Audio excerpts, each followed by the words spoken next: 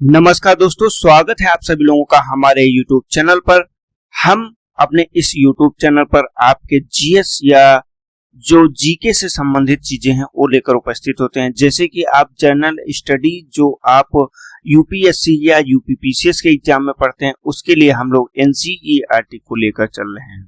NCERT में class 6 से लेकर कक्षा 12 तक की जितनी भी एनसीईआरटी जितने भी सब्जेक्ट के जो हमारे जीएस पार्ट के लिए इंपॉर्टेंट है उनको देख रहे हैं। इसका एक वीडियो आपको मिल रहा है जिसमें हम लोग अभी पॉलिटी को पूरी तरह से खत्म कर चुके हैं। किसको? तो पॉलिटी खत्म हो चुकी है क्लास 6 की। अब इसी में जो आगे हम लोग कर रहे हैं ये क्लास 6 की ही जो है कर रहे हैं ज्योग्राफी। इसका प्रतिदिन हमारा चल रहा है, ये आप हमारा वीडियो देख सकते हैं हमारी प्लेलिस्ट में जाके। इसके अलावा इस समय जो हम ये अपना सेक्शन लेके आते हैं इसमें हम लोग जीएस और जीके को हर सब्जेक्ट को कवर कर रहे हैं बहुत ही शॉर्ट में, बिना रुके हुए, बिना मतलब इतनी स्पीड में कि एक वीडियो में हम 3-4 चीजें कवर करने की कोशिश करते हैं और ये कोशिश करते हैं कि सारी चीजें उसमें समाहित करने का प्रयास करें। और इस समय हम पॉलिटी का चला रहे हैं। पॉलिटी में हम लोगों ने दो क्लास कर चुके हैं, क्लास 1 और क्लास 1 मतलब एक तरह से पार्ट 2 कर चुके हैं। आज ये हमारा पार्ट 3 है। अभी तक का हम लोगों ने जो कवर किया था ये कहाँ तक किया था, इसमें हम लोगों ने पूरा अपना संवैधानिक विकास को कवर कर लिया था। और इसके अतिरिक्त अगर हम देखें तो हमने क्लास 2 में कहाँ तक कवर किया था, तो इसमें हम लोगों ने पूरी प्रस्तावना कर लिया था। भारत का एक जो संविधान है इसकी एक रूपरेखा देख लिया था, सभी भाग देख लिए थे और भागों के साथ में हमने इसके सभी अनुच्छेद देख लिए थे जो बहुत महत्वपूर्ण अनुच्छेद हैं। उसके अलावा हमने पूरे इसके सभी जो है देख ली थी, प्रस्तावना देख ली थी, संविधान सभा देख लिया था, विकास क्रम देख लिया था, पूरा हम लोगों ने देख लिया था। हम लोग आके रुके थे कहाँ पे? हमारे संवैधानिक विकास पर। तो जैसे कि संवैधानिक भारतीय संविधान है इसमें हम लोगों ने कहाँ तक का कवर कर लिया ये हमने देखा। अब आज हम क्या कोशिश करेंगे कि आज हम स्टार्ट कर रहे हैं अपने भाग 1 से। भाग 1 जिसका नाम क्या है आप सभी को पता है कि भारत के संघ एवं उसके राज्य क्षेत्र। तो यहाँ से हम लोग लेकर स्टार्ट करेंगे एवं इसके आगे जितना भी होगा, जैसे भाग 1 हम लोगों ने स्टार्ट किया भारत की, अभी इसके बाद नागरिकता हो जाएगी। नागरिकता को पूरा देखेंगे कि नागरिकता में क्या चीजें इंपॉर्टेंट है हमारे लिए। नागरिकता के अलावा मूल अधिकार को कवर करने की कोशिश करेंगे, पूरा मूल अधिकार कवर हो जाएगा हमारा। अब मूल अधिकार में अगर देखते हैं कि आगे हमारा समय बचता है तो आगे हम समय में क्या देख लेंगे, तो वहां पे हम अपना देख लेंगे डीपीएसपी जिसको बोलते हैं राज्य के नीति निर्देशक तत्व, राज्य के नीति निर्देशक सिद्धांत, नीति निर्देशक सिद्धांत, ये पूरा पार्ट हम कवर कर लेंगे। इसके अलावा मूल कर्तव्य कोशिश करेंगे कि अपने इस वीडियो में हम इतनी चीजें कवर करें, लेकिन हाँ कहीं ना कहीं इसमें मूल अधिकार हो गया या डीपीएसपी हो गया, ये काफी बड़े टॉपिक हैं, लेकिन फिर भी हम लोग प्रयास कर सकते हैं और जहां तक हो सकेगा वहां तक करेंगे। बाकी इसके अलावा नेक्स्ट वीडियो में करेंगे। तो चाहिए चलते हम लोग आज का अपना प्रारंभ करते हैं। आज का अपना जो टॉपिक है और इसका पहला टॉपिक जो हमारा दिया गया है भारत भाग 1 संघ एवं इसका राज्य क्षेत्र। आखिर भाग 1 जो दिया गया है भारत का संघ एवं इसका राज्य क्षेत्र, इसमें क्या है इसका अगर हम पहले बात करते हैं आर्टिकल 1 की, तो आर्टिकल 1 में ऐसा क्या दिया गया है, तो इसमें दिया गया है इंडिया यानी कि भारत। क्या? तो पहली चीज यहाँ पे हम नाम कंफर्म कर सकते हैं, दोनों नाम का उल्लेख इसमें किया गया है, इंडिया या फिर भारत, या फिर भारत, दोनों नामों का यहाँ पर उल्लेख किया गया है। क्या होगा? तो ये एक राज्यों का संघ होगा। किसका? तो राज्यों का संघ। ये चीज आपको यहाँ पे इंपॉर्टेंट हो जाता है, राज्यों का संघ होगा, मतलब सभी राज्य मिलकर इस संघ का निर्माण करते हैं। मतलब एक क्या है, आर्टिकल 1 में इसने कंफर्म किया हुआ है कि एक तो नाम है, ये हमारे भारत देश का नाम है कि भारत देश का नाम क्या होगा। दूसरा होगा राज्य पद्धति का प्रकार। आखिर राज्य पद्धति जो राज्य करने का तरीका है वो कैसा होगा, वो बताया गया है कि यह राज्यों का संघ है। अब जैसे कि बात करते हैं राज्यों के संघ का यहाँ अर्थ क्या है, तो जैसे कि प्रशासनिक दृष्टिकोण से जो राज्यों को है वो काफी सारे सेगमेंट में बांटा गया था। जैसे कि अगर पहले की बात करें तो पहले अलग अलग तरीकों से बांटा गया था। हम अभी आगे वीडियो में देख लेंगे कि पहले कौन से राज्य थे और कितने आधारों पे बांटा गया था, और इसमें वर्तमान में कितने राज्य हैं और किन किन आधारों पे बांटा गया। जैसे कि राज्य एवं संघ शासित राज्यों का जो नाम है उनके क्षेत्रों का विस्तार है, यह सभी कहाँ पे दर्शाया गया है, यहीं पे देखिए, ये जो राज्यों का संघ है इसका अर्थ होता है ये कि प्रशासनिक दृष्टिकोण से, यहाँ पे मैं लिख दे रहा हूँ प्रशासनिक दृष्टिकोण पर पूरे भारत को कई खंडों में बांटा गया। तो इस प्रशासनिक दृष्टिकोण में जो टोटल खंडों पे बांटा गया है, ये लगभग इस समय की अगर बात करते हैं तो टोटल 28 राज्य हैं एवं 8 केंद्र शासित प्रदेश हैं। 8 क्या हैं? केंद्र शासित प्रदेश हैं। अभी इनके नाम वगैरह हम लोग इसी में देख ले रहे हैं, लेकिन अब इनका पूछा जाए अगर आपसे कि इनका वर्णन कहाँ पे किया गया इन सभी का, तो हम लोगों ने अभी अनुसूचियां पढ़ा था, तो उसमें अनुसूची 1 मतलब पहली अनुसूची के अंतर्गत इन सभी का वर्णन किया गया है। ये भी आपको यहाँ पे याद रखना। क्या? तो जो सभी राज्य या सभी केंद्र शासित प्रदेश है इनका वर्णन कहाँ है, तो इसकी वर्णन पहली अनुसूची में किया गया है। और ये भारत क्या होगा, पहले अनुच्छेद में सिर्फ इतना दिया गया, इंडिया या फिर भारत ये राज्यों का संघ होगा। हम लोग बढ़ते हैं आगे, देखते हैं कि हमारा आगे क्या है। तो हमारा आगे है आर्टिकल 2। आखिर आर्टिकल 2 में क्या इंपॉर्टेंट है, तो इसमें दिया गया है कि संसद विधि द्वारा ऐसे निबंधन या शर्तों पर जो वह ठीक समझेगी नए राज्यों के प्रवेश या उसकी स्थापना कर सकेगी। आर्टिकल 2 की बात कर रहे हैं यहाँ पे, तो आर्टिकल 2 किया गया है नए राज्यों का प्रवेश, नए राज्यों का प्रवेश, ये हमारा आर्टिकल 2 है। और इसमें क्या इंपॉर्टेंट है, तो इसमें संसद की शर्तें हैं, जो संसद अपना उचित समझेगा उन शर्तों के आधार पर, संसद की शर्तों के अनुसार ही प्रवेश ये जो है किया जा सकता है, मतलब संघ में शामिल किया जा सकता है। मतलब अगर कोई बाहर का है, भारत का राज्य नहीं है, जैसे कि एग्जाम्पल हम ले लेते हैं कि हमारे देश का भी वो हिस्सा नहीं, लेकिन उसे हमारे देश का हिस्सा बनाना है, तो उसे हम अपने देश में शामिल करेंगे, तो वो होगा, इसमें हम अनुच्छेद 2 के तहत करेंगे। या फिर जब नए राज्यों का गठन का प्रयास किया जाता है तो वो भी हम लोग आर्टिकल 2 के अंतर्गत ही करते हैं। ठीक, अब इसी में हम चलते हैं, देखते हैं अगला आर्टिकल हमारा क्या दिया गया है। तो हमारा आर्टिकल नंबर 3 है, जो कि है क्या, संसद को इस बात की शक्ति दी जाती है कि वो भारतीय क्षेत्र में स्थित जो भी राज्य हैं उनमें क्या है, तो उनमें नए राज्यों का निर्माण कर सकता है। क्या? नए राज्य का निर्माण किया जा सकता है, नए राज्य बनाए जा सकते हैं। किसी राज्य क्षेत्र को घटाया बढ़ाया जा सकता है। अगर क्षेत्र की बात करते हैं, किसी जो राज्य है उसके क्षेत्र को घटाया या बढ़ाया जा सकता है, या फिर बढ़ाया जा सकता है। इसके अलावा क्या किया जा सकता है, किसी राज्य की सीमा में परिवर्तन किया जा सकता है, सीमा में परिवर्तन। अब जैसे आपसे अक्सर एक प्रश्न पूछा जाता है कि भारत में राज्यों की सीमा में परिवर्तन करने की शक्ति किसको दिया गया है, तो यह शक्ति संसद में निहित की गई। अब अगला क्या है, तो किसी राज्य के नाम में परिवर्तन, राज्य के नाम में परिवर्तन, राज्य नाम परिवर्तन किसको शक्ति दिया गया है, तो ये भी संसद को दी गई, और ये सभी आर्टिकल 3 के अंदर दिया गया। अब ये क्या कब हो सकता है, ये देखिए, संसदीय कार्य तो करता है, लेकिन संसदीय कार्य कुछ शर्तों के आधार पे करता है। अब उन शर्तों की बात करेंगे यहाँ पे कि ऐसी कौन सी शर्तें हैं कि संसद के ऊपर स्थापित होती हैं और संसद को इन्हीं शर्तों के ऊपर काम करना पड़ता है।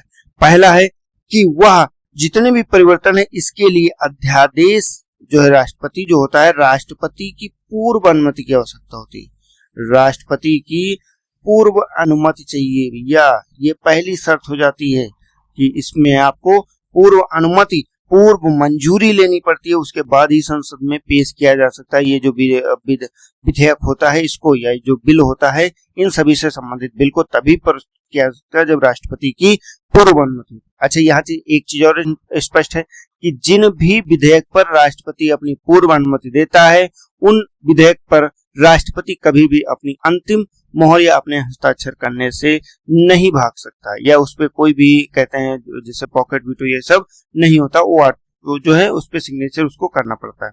ठीक, आगे चलते हैं। जैसे कि जो भी विधेयक जिस संबंधित राज्य है, जैसे जिसकी सीमा में परिवर्तन है, उस राज्य की जो है से संबंधित विधानमंडल उसका मत जानने के लिए वहां पे भेजा जाता है। मतलब यहाँ से अगर संसद से इस बिल को पास कर लिया गया तो संसद से जो संबंधित राज्य है वहां पर भेजा जाता है। क्या? लेकिन संसद की राज्य अगर इस बिल को नापास कर देता है तो क्या ये बिल पास हो जाएगा? तो भैया बिल्कुल पास हो जाएगा, क्योंकि यह सिर्फ उसकी राय जानने के लिए होता है, इच्छा जानने की होता है। यह एक निश्चित समय सीमा के अंतर्गत होता है और इसमें कोई अनिवार्यता नहीं होती कि राज्य इस पे क्या अपने विचार देता है। अगर संसद पास कर देता है, राज्य चाहे जो उसका विचार हो, संसद का बिल मंजूर हो जाता है अगर वो निश्चित समय सीमा के अंतर्गत नहीं करता है। जैसे कहते हैं राष्ट्रपति या संसद या राज्य विधानमंडल को मत जानने के लिए बाध्य नहीं किया जा सकता। अच्छा, एक चीज और भी है कि उसको बाध्य नहीं किया जा सकता। अब अगर आप चाहते हैं तो पूछ सकते हैं, लेकिन इस प्रकार ऐसा नहीं है कि आपको बाध्य किया जा सकता है। और कहीं ना कहीं देखिए, अब जैसे ये कोशिश क्या करता है, ये जैसे आर्टिकल हैं, ये जो सारे आर्टिकल संसद वगैरह, ये इसलिए हैं कि आप जैसे कि एक जो एकता है, जो भारत की टोटल एकता है, भारत की एकता को बनाए रखना, भारत की जो एकता, अक्षुण्ण एकता है, उसको बनाए रखना। और साथ ही में जो इसमें क्या है, राज्यों के अस्तित्व। यहाँ से एक चीज और आपको पता चलती है कि जो राज्य हैं, राज्यों का कोई अस्तित्व नहीं। जब भी संसद चाहे इन राज्यों को खत्म कर सकती है, लेकिन वहीं पर अगर संघ की बात करें तो संसद जो है, संसद को कभी भी खत्म नहीं किया जा सकता। तो कहीं ना कहीं एक तरह से ये हम कह सकते हैं कि एक जो राज्य खत्म होने वाले होते हैं, संघ खत्म होने वाले नहीं होते हैं। तो एक तरह से होता है विनाशी राज्यों का अविनाशी संघ है। एक जो आपसे प्रश्न पूछा जाता है अक्सर, क्या पूछा जाता है कि कैसा पॉलिसी है, तो ये अविनाशी संघ के साथ में विनाशी राज्यों का संघ है। तो ये चीज आपको याद रखना है कि यहाँ पे राज्यों का विघटन हो सकता है, लेकिन जो है केंद्र का विघटन नहीं हो सकता है। हम आगे बढ़ते हैं और हमारा एक आर्टिकल इसमें और बचता है, वो कौन सा है? Article number 4। अब ये आर्टिकल नंबर आखिर 4 है क्या, तो इसको देखते हैं। तो इसमें आर्टिकल 2 एवं आर्टिकल 3 के अंतर्गत जो कार्रवाई की जाती है संसद के द्वारा, उनको आर्टिकल जो है 368, जिसके अंतर्गत क्या होता है, संविधान संशोधन होता है। 368 क्या है, तो इसमें हम देखिए, हम इसीलिए पहले क्या किए थे, पूरे सभी इंपॉर्टेंट जो है हमने अनुच्छेदों को पढ़ा दिया है। तो इसमें क्या होगा कि ये संविधान संशोधन नहीं समझा जाएगा। जो भी इसके अंतर्गत संशोधन किए जाएंगे 2-3 के तहत, वो जो है अनुच्छेद के तहत 368 के तहत संविधान संशोधन एक तरह से नहीं माना जाएगा। जैसे कि अभी इसमें एग्जाम्पल भी आप देख सकते हैं कि इसमें आपको याद होगा कि 100वां संविधान संशोधन किया गया था। तो वो क्यों किया गया था? जैसे कि 2015 में 100वां संविधान संशोधन किया गया था, जिसके अंतर्गत भारत में 100 जो भारत के अंतर्गत 111 लगभग इनक्लेव थे, किसके? बांग्लादेश के। तो उन सभी 111 इनक्लेव को किसको दिया गया था? वो बांग्लादेश को दे दिया गया था। इसके साथ इसके अलावा 51 जो इनक्लेव थे वो भारत में ले लिए गए थे। यहीं पे आप एक चीज और देखते होंगे, बेरीवाड़ी मामला देखते होंगे। तो बेरीवाड़ा मामला क्या है? उसमें भी एक संविधान संशोधन जो है लागू किया गया था। उसको क्यों किया गया था? तो इसलिए किया गया था क्योंकि उस समय ये आवश्यक था। बेरीवाड़ी एक ऐसा क्षेत्र था जो कि क्या था कि भारत और पाकिस्तान के बीच में विवाद का क्षेत्र था, और उसको संविधान संशोधन करके उस क्षेत्र को हमने किसको दे दिया था? तो पूरी तरह से पाकिस्तान को दे दिया गया था, बेरीवाड़ी मामला। तो इस तरह से देखा जाए तो नामों के संदर्भ में 2-3 बार संशोधन किया जा चुका है, और लास्ट जो संशोधन किया गया था ये 100वां संशोधन 2015 किया गया था, लेकिन उसको संशोधन नहीं माना जाता है। आदान प्रदान आपका ये चलता रहता है, तो इसलिए याद रखिएगा। अब जैसे इसके ठीक है, अब जैसे यहाँ पे एक चीज और इम्पोर्टेंट हो जाती है, वो क्या होती है कि इस तरह का जो जैसे कानून होता है, कोई कानून लाया जाता है तो उसको जैसे कोई विधेयक आ जाता है, तो इस विधेयक को किस मत से पारित करना आवश्यक होता है? तो इस विधेयक को एक तरह से साधारण मत के द्वारा या साधारण बहुमत के द्वारा पास करना अनिवार्य होता है। ठीक, अब जैसे यहाँ पे हम लोगों ने अभी क्या कहा कि हमारे इस समय वर्तमान में टोटल 28 राज्य हैं एवं 8 केंद्र शासित प्रदेश हैं। 8 केंद्र शासित प्रदेश, लेकिन यहाँ पे क्या दिया गया है? 2014 में भारतीय क्षेत्र 2016 तक अपडेटेड है ये। ठीक, वर्तमान में मतलब कितना ये अभी पीछे, तो हम इसको संशोधित कर लेते हैं। इसमें पहला राज्य कौन सा दिया गया? आंध्र प्रदेश दिया गया, दूसरा दिया गया अरुणाचल प्रदेश, तीसरा असम दिया गया, बिहार दिया गया, छत्तीसगढ़ दिया गया, गोवा दिया गया, गुजरात, ये भी सभी मौजूद हैं।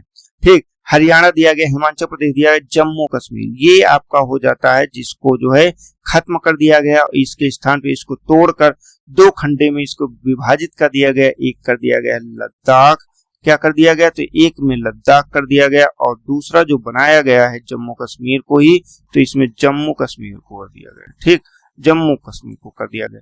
तो दो केंद्र शासित प्रदेशों के अंतर्गत इस राज्य को खत्म करके इसमें तब्दील कर दिया गया है।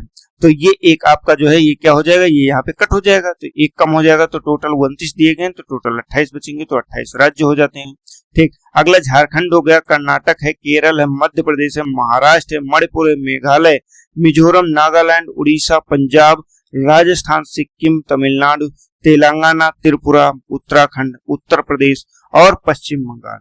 तो इस तरह से टोटल 28 राज्य हम लोगों के मौजूद हैं।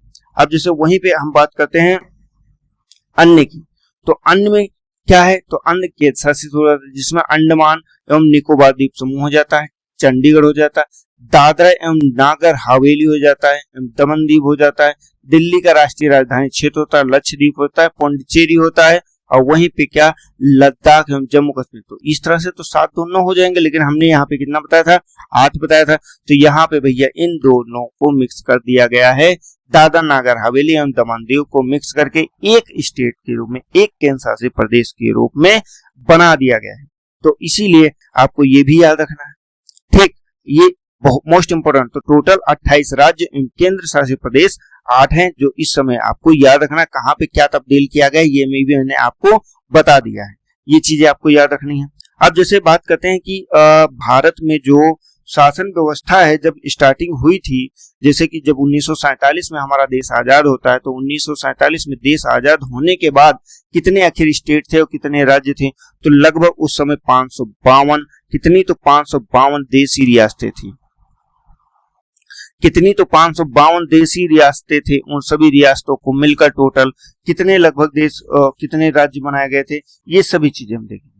अब जैसे इसमें कई सारी चीजें थी, तो 552 तो पूरी तरह से शामिल हो गए थे, लेकिन इसमें हमने 3 को देखा होगा। 3 कौन से थे, तो पहला था हैदराबाद,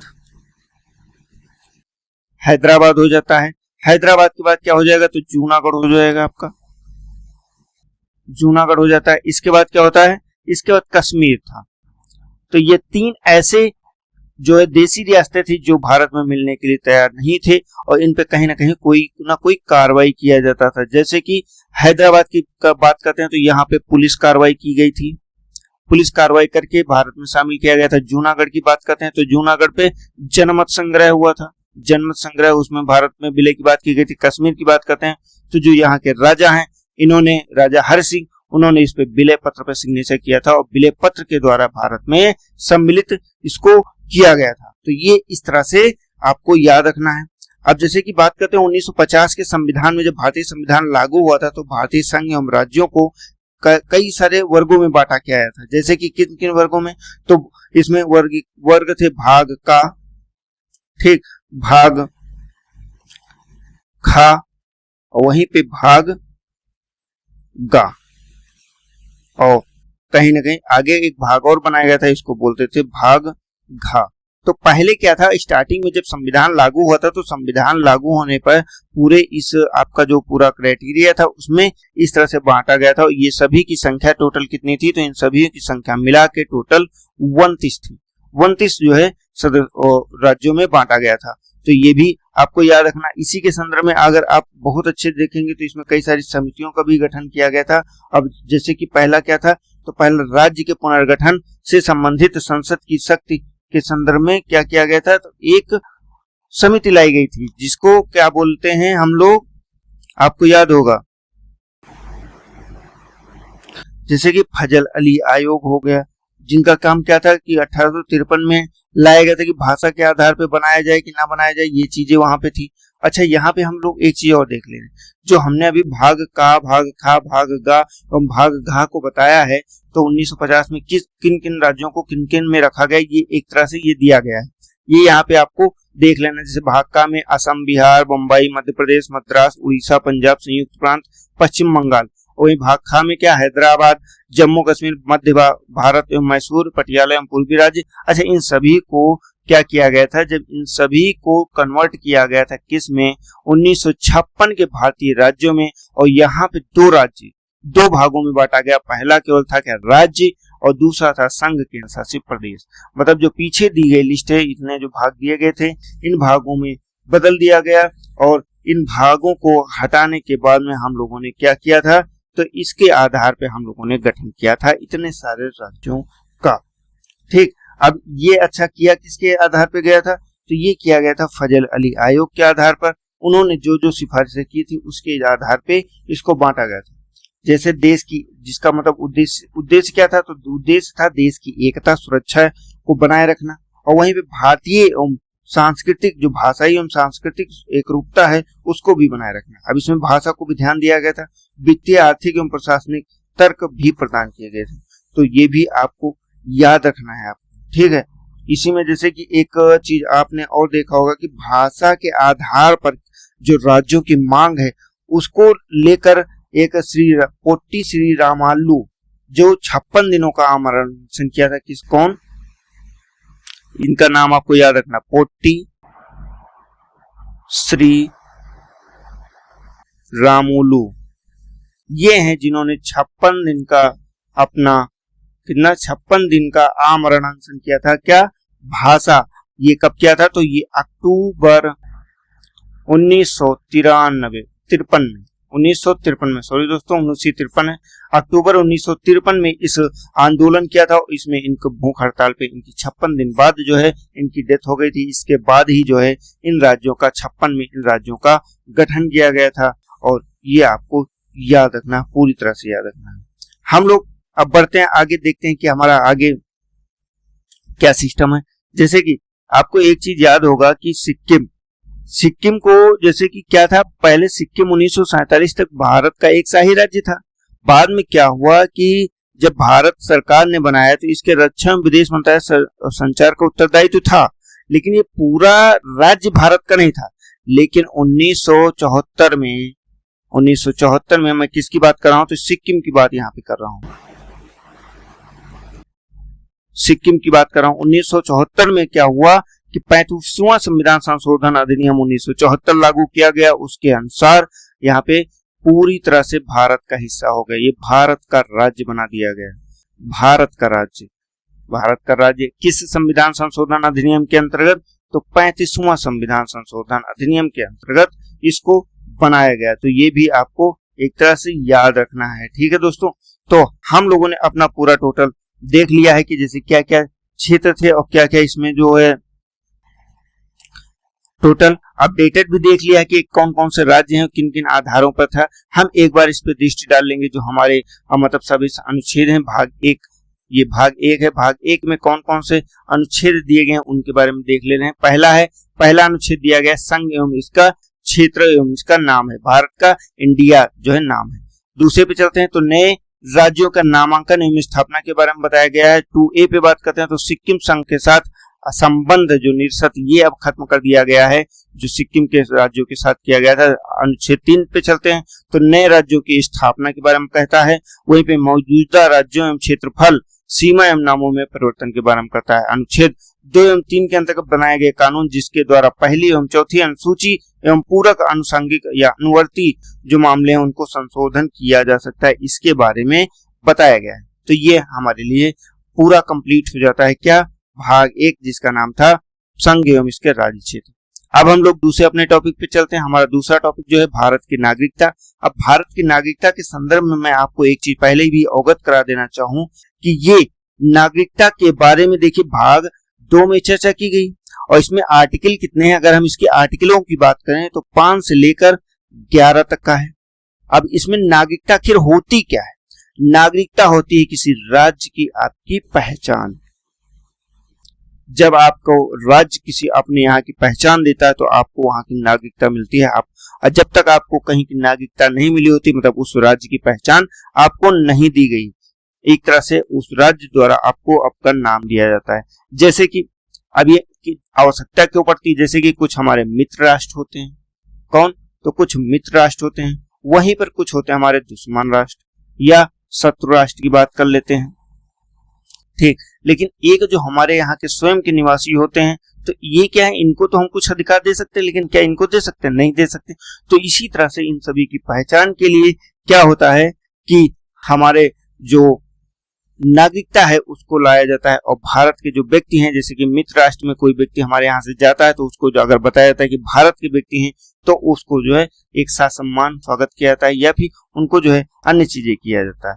ठीक, तो यहाँ पे ये चीज इंपॉर्टेंट होती है कि आखिर नागरिकता की आवश्यकता क्या क्यों पड़ती है। तो व्यक्ति को किसी देश की पहचान के लिए मूलतः नागरिकता क्या है, जो है पहचान की आवश्यकता पड़ती है। अब वहीं पर अगर बात करते हैं, नागरिकता एक अंतरराष्ट्रीय स्तर की पहचान है। क्या? तो अंतरराष्ट्रीय, जब तक आप यहाँ पे अपने देश में रहते हैं तब तक आपको इस नागरिकता की अहमियत समझ में नहीं आती, लेकिन अगर आपने अपनी सीमा, जैसे भारत की सीमा के आप बाहर प्रवेश करते हैं तो अंतरराष्ट्रीय स्तर पे आपकी जो पहचान होगी वो आपके देश के नाम पे होगी और वो नागरिकता के नाम पे होगी। ठीक, अब चलते हैं, देखते हैं आगे। तो जो आर्टिकल 5 से 11 तक का है, इसमें क्या किया गया? इसमें एक स्थायी एवं विस्तृत उपबंध तो नहीं किए गए, लेकिन हाँ, जब भारत आजाद हुआ है, भारत की आजादी के समय कौन सा व्यक्ति कहाँ का नागरिक होगा, इसके बारे में जो है इसमें वर्णन किया गया। जैसे संविधान के निर्माण के उपरांत क्या किया गया? 26 जनवरी 1950, क्या कब? तो 26 जनवरी 1950 को संविधान के अनुसार 4 श्रेणियों में बांटा गया। जैसे कि एक व्यक्ति जो भारत का मूल निवासी है और कम से कम क्या करता है, 3 में से जो है कोई एक शर्त पूरी कर लेता है। शर्त क्या होती है? जैसे उसका जन्म कहाँ हुआ हो, मतलब जैसे अब शर्त की बात करा, उसका जन्म कहाँ हुआ हो तो भारत में हुआ हो, या फिर उसके माता पिता किसी का एक का जन्म भारत में हुआ हो, यह संविधान लागू होने से 5 वर्ष पूर्व वो भारत में रहा हो। मतलब संविधान जब 1950 में 26 जनवरी 1950 को लागू हुआ है, उसके पहले ही भारत में रहा हो। और ये संबंधित किससे? तो ये आर्टिकल 5 से संबंधित है। ये यहाँ पे आप याद रखिए, आर्टिकल 5 क्या है? तो ये जब देश आजाद हो उस समय की बात करता है। अब जैसे कि एक व्यक्ति जो पाकिस्तान से भारत आए हो और यदि उसके माता पिता या दादा दादी जो अविभाजित भारत था उस समय भारत में जन्म लिया हो, तो वो उसको क्या करना होगा? तो 19 जुलाई, जो अगर पाकिस्तान से कोई व्यक्ति आता है, यहाँ पे आपको ये याद रखना है, भारत देश जब आजाद हुआ था तो उस समय अगर पाकिस्तान से कोई व्यक्ति आता है तो ये 19 जुलाई 1948 के पहले रजिस्ट्रेशन करा लिया हो या भी भारत आ गया हो। ठीक, ये चीज आपको याद रखना। एक व्यक्ति जो 1 मार्च 1947 के बाद भारत से पाकिस्तान स्थानांतरित हो गया हो, लेकिन बाद में फिर से पुनर्वास करके भारत आ गया हो, ये भी आपको याद। देखिए अभी क्या है कि अभी नागरिकता के संबंध में बहुत कम उपबंध है, जैसे कि हाँ, लेकिन अभी जो हाल ही में संशोधन किया गया था, उन संशोधनों को जो है जरूरी हो जाता है, क्योंकि वहां पे क्या था कि संशोधन करके अब जो है 2003 तक का हो गया है। जैसे कि सबसे पहला हम लोग बात करते हैं कि नागरिकता के संबंध में क्या था, तो पहला जो संशोधन या जो पहला अधिनियम लाया गया था उसको बोलते हैं नागरिकता अधिनियम 1955।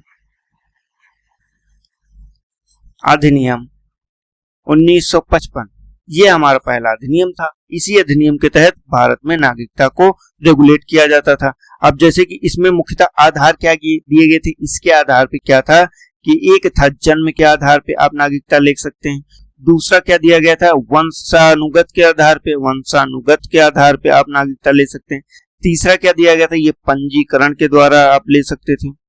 ठीक, पंजीकरण के द्वारा ले सकते थे। और इसके बाद चौथा क्या दिया गया था, ये प्राकृतिक एवं क्षेत्र समाविष्ट करने के आधार पर, मतलब प्राकृतिक रूप में, और दूसरा क्या था, क्षेत्र का शामिल होने के आधार पर, मतलब किसी पूरे राज्य को अगर शामिल कर लिया जाता है भारत में तो वो भी भारत का हिस्सा होगा। ये इतने आधार पे जो है क्या किया जाता था कि पूरा जो है नागरिकता को नागरिकता अधिनियम 1955 के अंतर्गत रेगुलेट किया जाता था। अब जैसे जन्म से बात करते हैं तो जन्म के आधार पे क्या था कि जिस व्यक्ति का भारत में 26 जनवरी 1950 क्या 26 जनवरी 1950 या फिर 1 जुलाई उससे पूर्व जन्मा हो, मतलब इसके बाद में कभी भी जन्मा हो, या फिर कहते हैं कि 1 जुलाई 1947 से पूर्व जन्मा व्यक्ति, जिसके मतलब इसके पहले अगर व्यक्ति का जन्मा व्यक्ति है तो क्या होगा, उसको ये प्रमाणित करना पड़ेगा कि उसके दादा या दादी अविभाजित भारत के व्यक्ति थे, ठीक, तभी उसको जो है यहाँ पे नागरिकता मिलेगी। लेकिन 26 जून 1950 का अगर भारत के अंतर्गत कोई जन्म होता है, उसके माता पिता या जो दादा दादी कोई भी भारत में रह रहा होता है, तो उसको जो है यहाँ पे नागरिकता मिल जाती है। अब अगला चलते हैं वंश के आधार पे। तो वंश के आधार पे वही है, आपको इसमें बहुत ज्यादा याद नहीं करना है, लेकिन यहाँ पे जो आपको याद रखना है पंजीकरण के द्वारा। पंजीकरण क्या है, तो पंजीकरण एक बार देख लीजिए।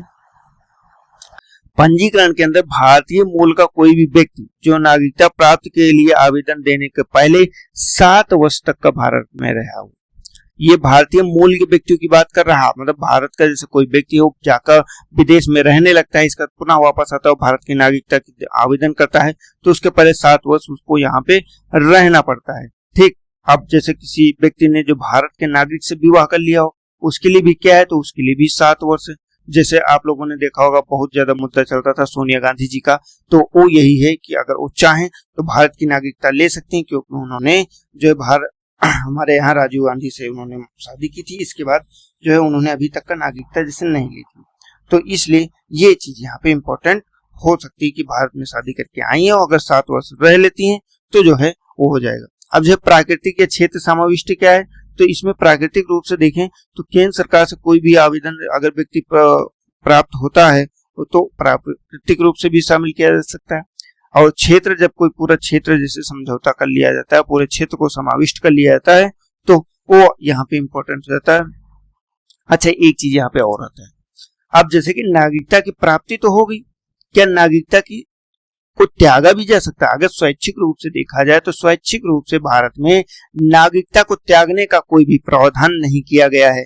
अगर भारतीय नागरिकता को कोई व्यक्ति चाहे, जैसे हम या कोई भी व्यक्ति चाहे कि हम लोग त्याग सकते हैं, तो नहीं त्याग सकते। हाँ, संसद द्वारा कुछ ऐसे नियम जरूर हैं जिनके आधार पर संसद द्वारा वंचित किया जा सकता है। मतलब अब यहाँ पे एक प्रश्न आता है कि अगर आपको नागरिकता से वंचित करना है तो उसका अधिकार किसको प्राप्त है, तो उसका अधिकार संसद को प्राप्त है।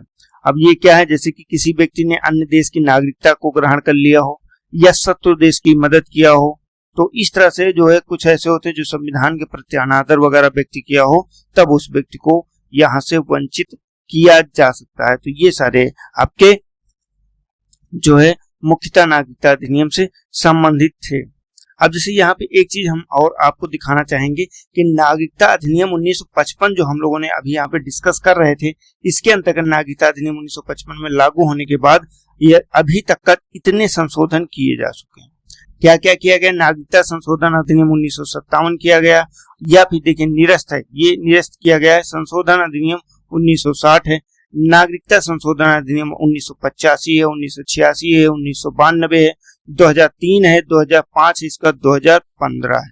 तो टोटल नागरिकता अधिकार अधिनियम संशोधन इतने सारे किए जा चुके हैं। तो ये सभी भी आपको याद रखना है कि नागरिकता से संबंधित जो है संशोधन कितने किए जाते हैं। तो दोस्तों, हम लोगों ने नागरिकता को भी पूरा कवर कर लिया। अब हम लोग अपने मूल अधिकारों को स्टार्ट करेंगे, लेकिन उसके पहले हम लोग इससे संबंधित कुछ अनुच्छेद दिए गए, अनुच्छेदों को देख ले रहे हैं। अनुच्छेद 5 में क्या दिया गया, संविधान लागू होने के समय नागरिकता की बात करता है। अनुच्छेद 6 में क्या गया, वह कुछ वैसे व्यक्तियों को नागरिकता अधिकार जिन्होंने पाकिस्तान से भारत में प्रव्रजन किया है। अनुच्छेद 7 में बताया गया पाकिस्तान के प्रव्रजित व्यक्तियों को नागरिकता का अधिकार दे देना। और वहीं पे अनुच्छेद 8 की बात करता है, तो भारतीय मूल के वैसे लोगों को नागरिकता का अधिकार जो भारत के बाहर विकास कर रहे हैं। और अनुच्छेद 9 की बात क्या करता है, तो अनुच्छेद 9 में है जो व्यक्ति स्वेच्छा से विदेशी राज्यों की नागरिकता प्राप्त कर रहे हैं उन्हें नागरिकता नहीं मिल सकती। अनुच्छेद 10 में बात कर रहा है कि नागरिकता अधिकारों की निरंतरता है। वहीं अनुच्छेद 11 में संसद द्वारा कानून बनाकर नागरिकता अधिकारों का नियमन किया जा सकता है, जिसके लिए पहला जो है अनुच्छेद का संशोधन भी किया गया। ठीक, चलिए भैया, ये तो हो गया। अब हम लोग आगे बढ़ते हैं, देखते हैं कि हमारा अगला जो है कौन सा टॉपिक है। तो हमारा अगला है भाग 3, और हमारा भाग 3 क्या है, तो ये है हमारा मूल अधिकार। मूल अधिकारों से संबंधित है। अब मूल अधिकार आखिर होती क्या है, और आखिर मूल अधिकारों की आवश्यकता क्यों पड़ी, ये आपको बताना। अब जैसे मूल अधिकार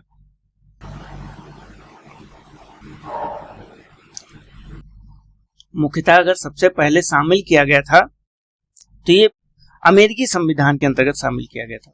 कहाँ पे, तो अमेरिका संविधान में जो है वहां पे सबसे पहले मूल अधिकारों को शामिल किया गया था। अब मूल अधिकारों की बात करते हैं तो ये कहां से कहां तक है, तो ये आर्टिकल नंबर 12 से लेकर कहां तक का, तो आर्टिकल नंबर 35 तक का मूल अधिकार दिए गए हैं। अब इन मूल अधिकारों को अलग अलग खंडों में बांटा गया है। अब जैसे भाग 3 जो इसको क्या बोलते हैं, मैग्ना कार्टा बोलते हैं, मतलब एक तरह से ऐसे अधिकार जो व्यक्ति को उसके जीवन के लिए अनिवार्य होते हैं या न्यायोचित होते हैं, उनके लिए मूल अधिकार का नाम दिया जाता है। अब मूल अधिकारों के संदर्भ में जितना विस्तृत विवरण हमारे संविधान में दिया गया है भाई, उतना जैसे कि अमेरिका में भी नहीं दिया गया। बहुत विस्तार से वर्णन किया गया है कि कैसे आखिर मूल अधिकार लागू होंगे, किनको मिलेगा, किनको नहीं मिलेगा, सब कुछ आपके मूल अधिकार में ही सम्मिलित कर दिया गया, समाहित कर दिया गया है। और ये संविधान द्वारा गारंटी होती है और संविधान द्वारा इस पे क्या कहते हैं, व्यक्ति के भौतिक, बौद्धिक, नैतिक एवं आध्यात्मिक सभी तरह के विकास को लेकर, मतलब उसको किसी तरह का रोका ना जाए, मतलब व्यक्ति के विकास से संबंधित ये होते हैं मूल अधिकार। व्यक्ति का विकास किसी भी तरह से व्यक्ति का विकास को प्रभावित नहीं होना चाहिए, तो इसलिए इसे भी आपको याद रखना है। ठीक है, अब जैसे बात करते हैं, अब यहाँ पे जैसे कुछ अन्य चीजों की देख ले रहे हैं। जैसे स्टार्ट करते हैं हम लोग पहली चीज कि आर्टिकल नंबर 12 से, जैसे हम लोगों ने यहाँ क्या कहा, 12 से लेकर 35 तक का मूल अधिकार दिए गए, तो आखिर 12 में ऐसा क्या दिया गया है, तो आर्टिकल नंबर 12 में दिया गया है क्या, तो इसमें दिया गया है राज्य की परिभाषा। देखिए भैया, मूल अधिकारों से आपको कम से कम 2 से 3 क्वेश्चन जो वो मिलेंगे, तो इसलिए मूल अधिकारों को बहुत अच्छे से देखना है। राज्य की परिभाषा दी गई है। अब इसके अंतर्गत राज्य की परिभाषा में कई सारे निगम या फिर कहें संस्थाओं को भी शामिल किया गया, जैसे कि जब तक कि संदर्भ में अन्यथा जो कि अपेक्षित ना हो। राज्य के अंतर्गत कौन शामिल होंगे, इसमें कहा गया है राज्य में शामिल होने के लिए कहा गया है संघ सरकार।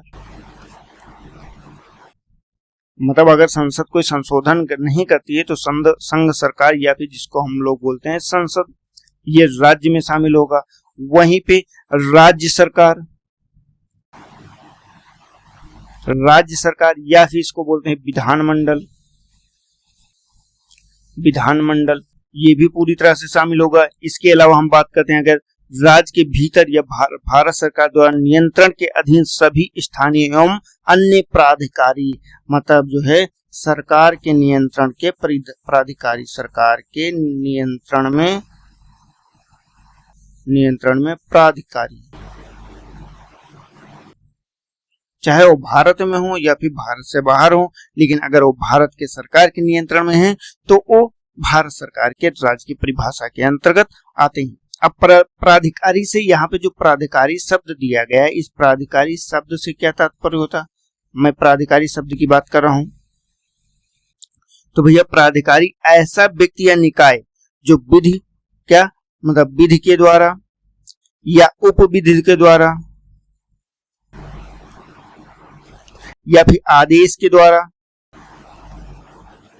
या फिर अधिसूचना के द्वारा, ये सभी चीजें अलग अलग हैं, ये सभी चीजें हम लोग देखेंगे। अधिसूचना के द्वारा उसको बनाया जाता है, ये जारी करने या प्रवर्तित करने की शक्ति जो है उसके पास होती है।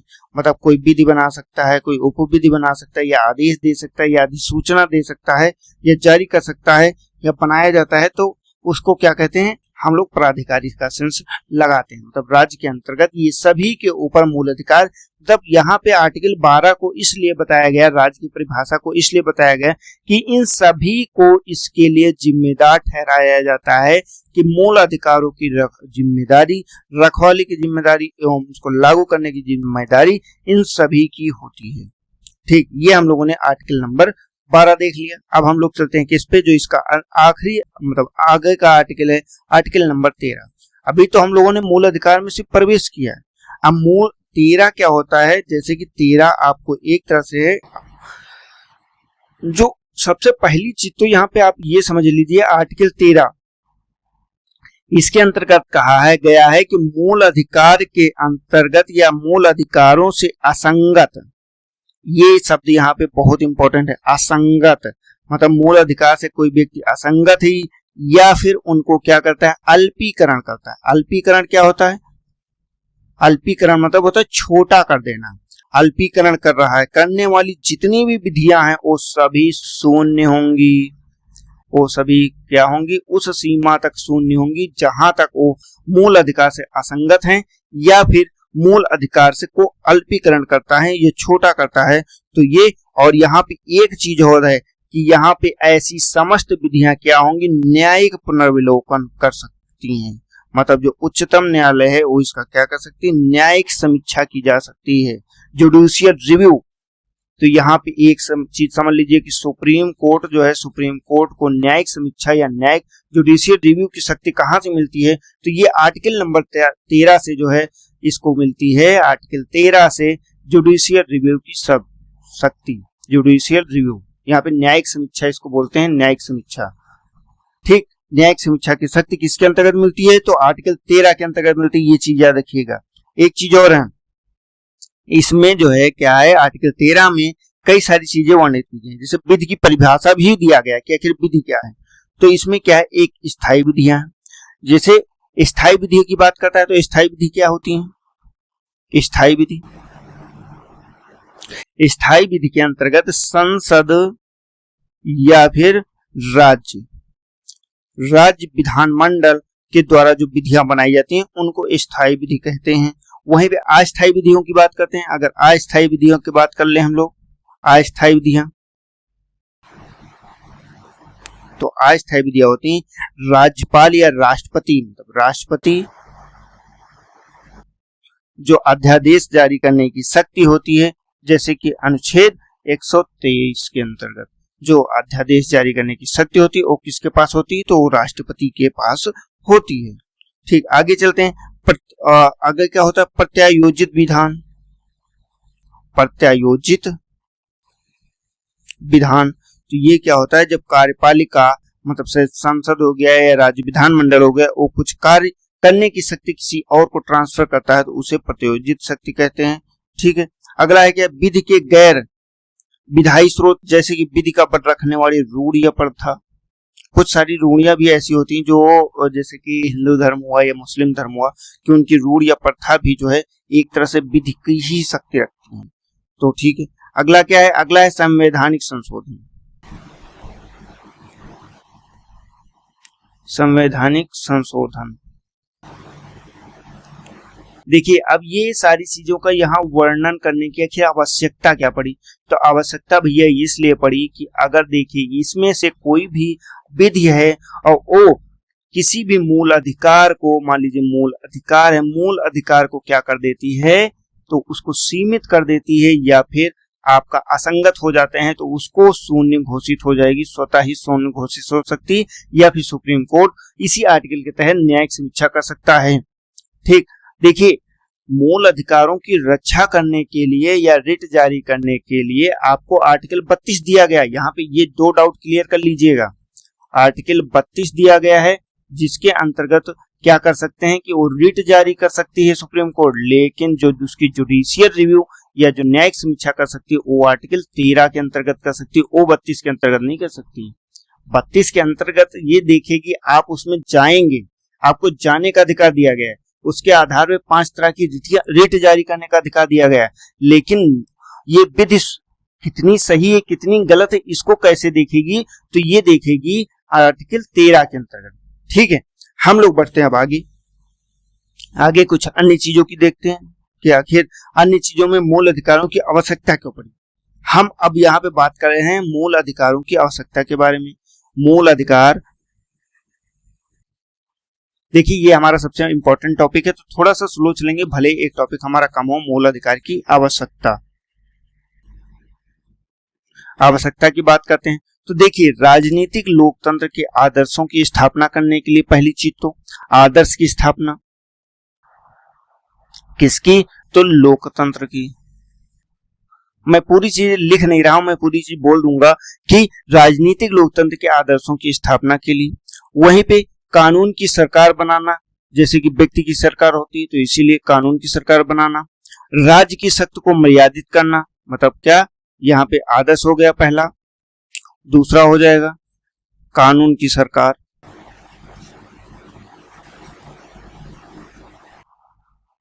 ठीक, तीसरा की बात करते हैं तो राज्य की शक्ति मर्यादित करना, शक्ति को मर्यादित, शक्ति की मर्यादा को निर्धारित करना। अब व्यक्ति के चहुमुखी, जो कि हमने अभी पहले ही भी बताया, भौतिक बौद्धिक नैतिक एवं आध्यात्मिक, जो हम लोगों ने पहले यहाँ पे अभी डिस्कस किया था ना, उसी को विकास करने के लिए। अब संविधान, जैसे भारतीय संविधान में वर्णित जो मूल अधिकार हैं, ये कहाँ से प्रभावित हैं, ये भी हम लोगों ने देखा था। तो ये अमेरिकी संविधान से हैं और अधिकार के विधेयक से प्रभावित रहे।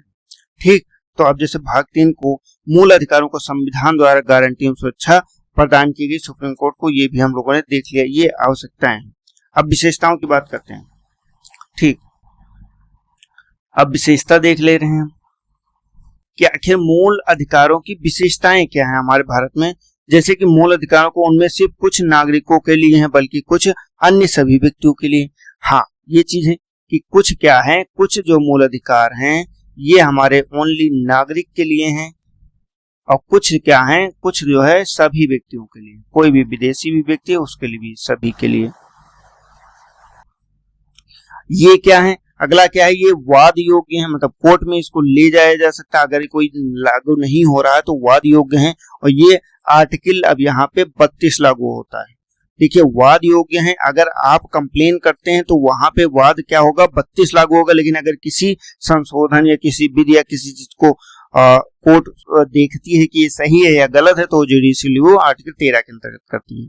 ठीक है, अब जैसे ये क्या कहते हैं कि एक चीज और इसकी विशेषता है कि ये असीमित नहीं है। मतलब एक तरह से कहते हैं ना कि मूल अधिकार तो आपको दे दिए गए, क्या ये असीमित है? तो भैया असीमित नहीं है, इस पे युक्त प्रतिबंध लगाया जा सकता है।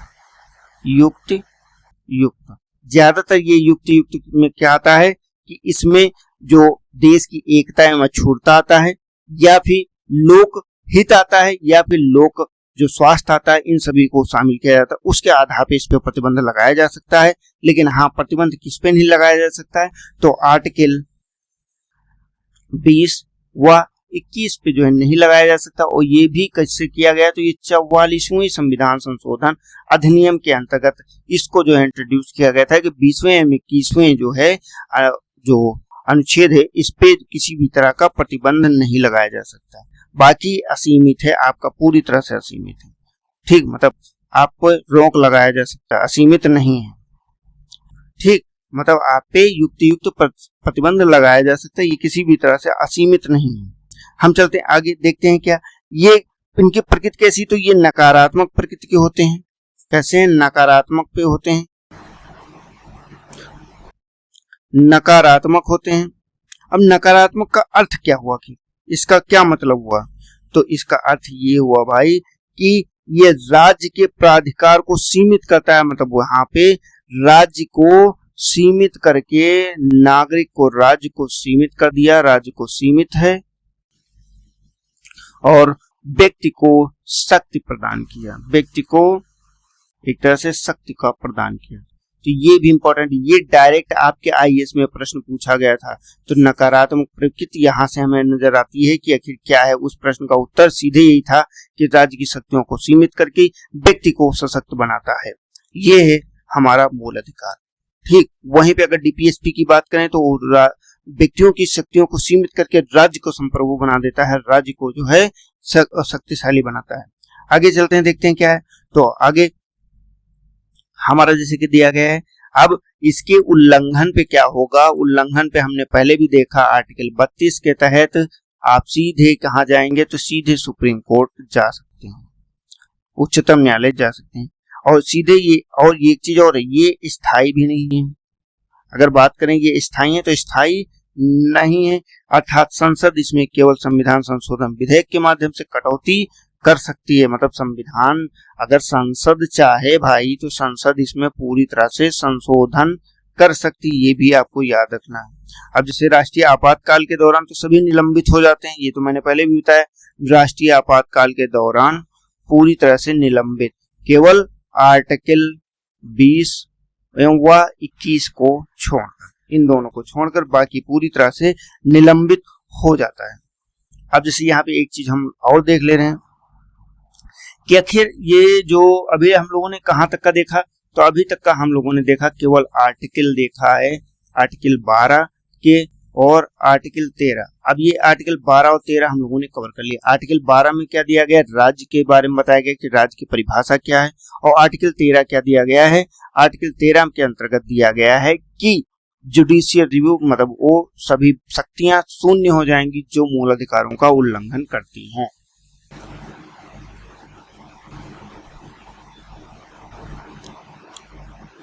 अब हम चलते हैं आगे, देखते हैं जैसे कि क्या है। तो भारतीय संविधान जब लागू होता हो तो भारतीय संविधान के अंतर्गत टोटल 7 मूल अधिकार दिए गए थे। कितने? 7 मूल अधिकार दिए गए थे। लेकिन यहाँ पे एक संविधान संशोधन अधिनियम होता है जिसको बोलते हैं 44वां संविधान संशोधन अधिनियम।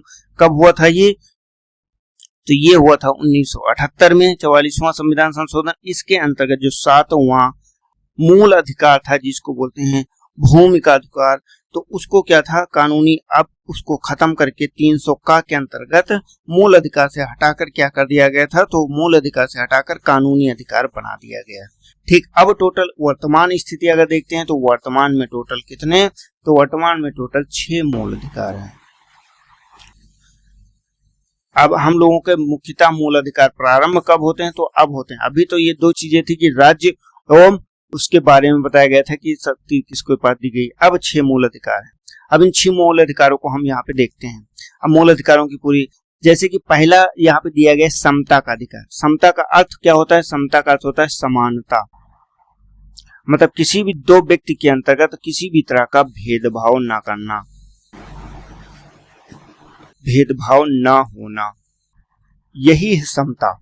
ठीक, अब समता का अधिकार दिया किसके किसके मध्य दिया गया, तो ये अनुच्छेद 14 से लेकर अनुच्छेद 18 के मध्य दिया गया है। देखिए, तो आपको यहीं पे याद कर लेना है, अनुच्छेद 14 से लेकर अनुच्छेद 18 के मध्य दिया गया है समता का अधिकार।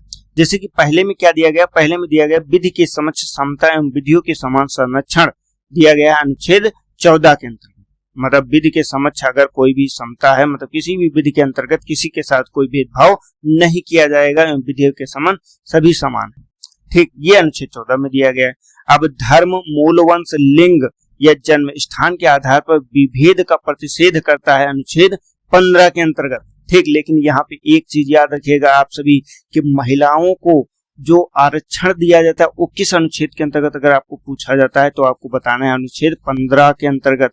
अनुच्छेद 15 का सब क्लॉज पूछता है तो अनुच्छेद 15(3) के अंतर्गत, क्योंकि यहाँ पे कहा गया है लिंग और जन्म स्थान के आधार पर विभेद का प्रतिषेध, मतलब विभेद नहीं किया जा सकता, लेकिन इसमें युक्ति प्रतिबंध लगा है। तो इसके जब क्लॉज में जाएंगे सब क्लॉज में, वहां पे ये बताया गया है कि जो महिलाएं बहुत पीछे चल रहे हैं उन महिलाओं को आगे लाने के लिए हम उनमें कुछ जो है अलग से प्रावधान कर सकते हैं। ये अनुच्छेद 15 के अंतर्गत, जैसे कि लोक नियोजन में जो सरकारी नौकरियां उसमें आरक्षण दिया जाता है महिलाओं को, वो आर्टिकल 15(3) के तहत दिया जाता है। कुछ लोग कहते हैं 16 के अंतर्गत दिया जाता है, लेकिन इसको क्लियर कर लीजिएगा आप सभी। अगला क्या दिया गया, लोक नियोजन। लोक नियोजन क्या होता है? सरकारी सेवाएं होता है जिनको रोजगार हम लोग बोलते हैं, नौकरियां बोलते हैं, के विषय में अवसर की समता, मतलब लोक नियोजन में किसी भी व्यक्ति के साथ किसी भी तरह का भेदभाव नहीं किया जाएगा, सभी को अवसर प्रदान किया जाएगा। ये अनुच्छेद 16 है। आपका सबसे ज्यादा पूछे जाने वाला अनुच्छेद है अस्पृश्यता का अंत एवं उसका आचरण निषिद्ध, ये आर्टिकल 17 है। ठीक, अब आगे दिया गया सेना या विद्या संबंधी सम्मान एवं के सिवाय कोई भी उपाधियों पर रोक। हाँ, राष्ट्रपति की अनुमति के बाद आप कोई भी जो है उपाधि को धारण कर सकते हैं, लेकिन राष्ट्रपति भी अनुमति नहीं देता। अगर विदेश से आप कोई उपाधि को धारण कर रहे हैं तो उसके लिए आपको राष्ट्रपति की अनुमति की आवश्यकता होती है। ये अनुच्छेद 18 के अंतर्गत दिया गया है। हम लोग आगे चलते हैं। आगे हमारा है नंबर 2, स्वतंत्रता का अधिकार। स्वतंत्रता क्या होती है? स्वतंत्रता होती है कि आपके मन में आने वाली चीजों को आप कर सके, लेकिन इस पे भी प्रतिबंध है। आपको ऐसा नहीं कि आप कुछ भी कर सकते हैं, भाई इतना भी आप स्वतंत्र नहीं हो गए हैं। आपको फ्रीडम दी गई है, लेकिन फ्रीडम भी एक सीमा तक का ही दी गई है। ठीक, आपको जीवन जीने का और बहुत सारे अधिकार दिए गए, और अभी हम लोग देखेंगे। अब ये कब से कब तक है? तो ये आर्टिकल 19 से लेकर आर्टिकल 22 तक का है, जिसमें मुख्यतः जैसे आर्टिकल 19 की बात करते हैं तो इसमें टोटल 6 अधिकारों को सुरक्षा प्रदान की गई। जैसे कि पहला क्या है, वाक एवं अभिव्यक्ति की स्वतंत्रता। इसी के अंदर न्यूज़पेपर या आपको बोलने का अधिकार जो है प्रदान किया जाता है। ठीक, आगे बढ़ते हैं तो आगे सेकंड दिया गया सम्मेलन का अधिकार, संघ का अधिकार मतलब संचरण का अधिकार, निवास करने का अधिकार या वृत्ति। जो वृत्ति का अर्थ क्या होता है, ये आपका कामकाज होता है, आपका व्यवसाय होता है, तो कोई भी व्यवसाय अपनाने का। तो ये अनुच्छेद 19 के अंतर्गत दिया गया। अगला दिया गया है अपराधों के लिए दोष सिद्धि मतलब दोष सिद्ध एवं संबंधों में संरक्षण, ये दिया गया है अनुच्छेद 20 के अंतर्गत। अब इसमें अगर आगे देखें तो प्राण एवं दैहिक स्वतंत्रता का संरक्षण किसमें दिया गया है, अनुच्छेद 21 में। अब ये प्रारंभिक शिक्षा के अधिकार की बात करते हैं तो ये अनुच्छेद 21 के अंतर्गत दिया गया है। कुछ दशाओं में गिरफ्तारी एवं निरोध का संरक्षण दिया गया है अनुच्छेद 22 के अंतर्गत। तो ये भी आपको याद रखना है, ये सभी जो है आपको याद रख लेना है क्योंकि इससे बहुत सारे क्वेश्चन आते हैं। वैसे अभी हम लोग इसको थोड़ा थोड़ा विस्तार भी देंगे, लेकिन फिर भी आप सभी इसे अच्छे से याद रखिएगा। ठीक, तो यहाँ पे हम लोगों ने अनुच्छेद 22 तक का देख लिया। अब अगर आगे बात करते हैं तो आगे क्या दिया गया है, तो आगे दिया गया शोषण के विरुद्ध अधिकार। अब भाई शोषण क्या होता है, अगर आपसे कोई पूछे कि शोषण क्या होता है तो आप क्या बता पाएंगे। शोषण भाई ऐसी अवस्था को कहते हैं जब व्यक्ति को उसके वाजिब या क्या कहते हैं जैसे मानदेय है, मानदेय के अतिरिक्त भी जो है उससे काम लिया जाए। जैसे कि शोषण क्या हो जाएगा, एक गैर मतलब एक वाजिब जो प्राकृतिक न्याय होता है उसके खिलाफ जाके उससे कुछ ऐसे कार्यों को करवाना, तो वो शोषण होता है। जैसे कि छोटे बच्चे से आप ऐसे कार्यों को करवा रहे हैं जो वो करने की क्षमता नहीं रखता है, वो शोषण हो जाएगा। या किसी स्त्री को आप जो है शोषण कर रहे हैं, तो ये सभी शोषण होते हैं। ठीक, अब जैसे इसमें क्या है, अब मान लीजिए जैसे बधुआ मजदूरी पहले होती थी, आप किसी को जबरदस्ती पकड़ लाए, उसने मजदूरी पूरा दिन करवा रहे हैं, इसके बाद उसको आप 1 रुपया भी नहीं दे रहे हैं, तो ये शोषण होता है। ठीक, तो इसी तरह से शोषण के विरुद्ध अधिकार अनुच्छेद 23 से 24 के अंतर्गत दिया गया, जिसमें पहला क्या है, बलात् श्रम मतलब बल पूर्वक श्रम जो करवाना, इसका प्रतिषेध करता है, ये अनुच्छेद 23 में दिया गया है। वहीं कारखानों आदि में बच्चों के नियोजन पर जो प्रतिषेध लगाता है, ये अनुच्छेद 24 के अंतर्गत लगाता है। ठीक, हम चलते हैं अगले पे। अगला हमारा क्या है, 4 नंबर, धर्म की स्वतंत्रता। अब ये अनुच्छेद 25 से लेकर 28 तक का है। अनुच्छेद पहला क्या है, अनुच्छेद 25 में अंतःकरण और धर्म का अबाध रूप से मानने, आचरण एवं प्रसार करने की स्वतंत्रता अनुच्छेद 25 के अंतर्गत दिया गया है। धार्मिक कार्यों के प्रबंध की स्वतंत्रता अनुच्छेद 26 में दिया गया है। किसी धर्म की अभिवृद्धि के लिए करों के समुदाय के बारे में स्वतंत्रता अनुच्छेद 27 में दिया गया है। कुछ शिक्षा संस्थाओं या धार्मिक शिक्षा, धार्मिक उपासना में उपस्थित होने के बारे में स्वतंत्रता दिया गया है अनुच्छेद 28 के अंतर्गत। अब जैसे इसमें अब 5वें पे चलते हैं तो सांस्कृतिक एवं शिक्षा संबंधी अधिकार अनुच्छेद 29 से लेकर अनुच्छेद 30 के अंतर्गत दिए गए। इसमें अल्पसंख्यकों की भाषा को दिया गया है। आपको ये याद रखना, ये पूछा गया है, ये पीसीएस का डायरेक्ट क्वेश्चन है कि अल्पसंख्यक वर्ड को कहाँ यूज किया गया, तो ये आर्टिकल नंबर 29 में यूज किया गया है। अल्पसंख्यकों की भाषा, लिपि एवं संस्कृति की सुरक्षा की बात की गई है आर्टिकल 29 के अंतर्गत। शिक्षा संबंधी स्थापना या प्रशासन करने से का जो है अल्पसंख्यकों वर्गों को अधिकार दिया गया आर्टिकल 30 के अंतर्गत। अब आगे दिया गया संवैधानिक उपचारों का अधिकार, यह अनुच्छेद 32 में दिया गया। मूल अधिकारों को परिवर्तित कराने के लिए उच्चतम न्यायालय जाने का अधिकार जो दिया गया, इसमें शामिल याचनाएं कौन सी हैं, देखिए अब यहाँ पे मूल अधिकार हैं जो ये रिट है। अब जब यहाँ पे आप सीधे कोर्ट जाएंगे, सुप्रीम कोर्ट जाएंगे, तो वहां पे ये इस तरह की रिट जारी की जाएंगी।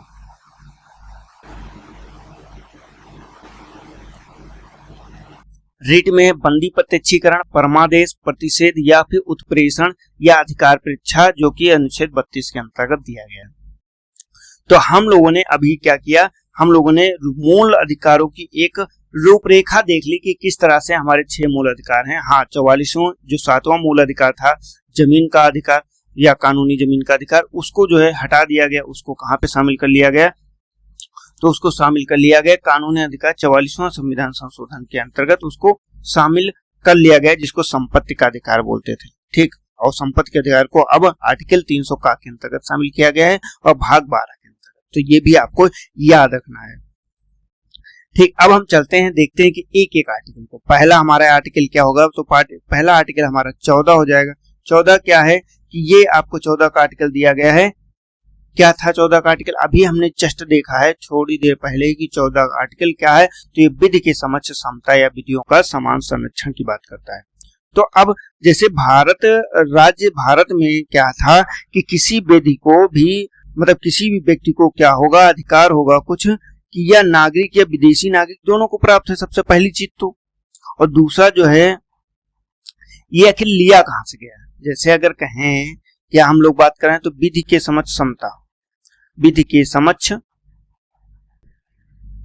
समता, तो ये लिया कहां से गया? तो भैया ये लिया गया है कहां से? तो ये ब्रिटिश संविधान का तत्व है, ये ब्रिटिश संविधान के।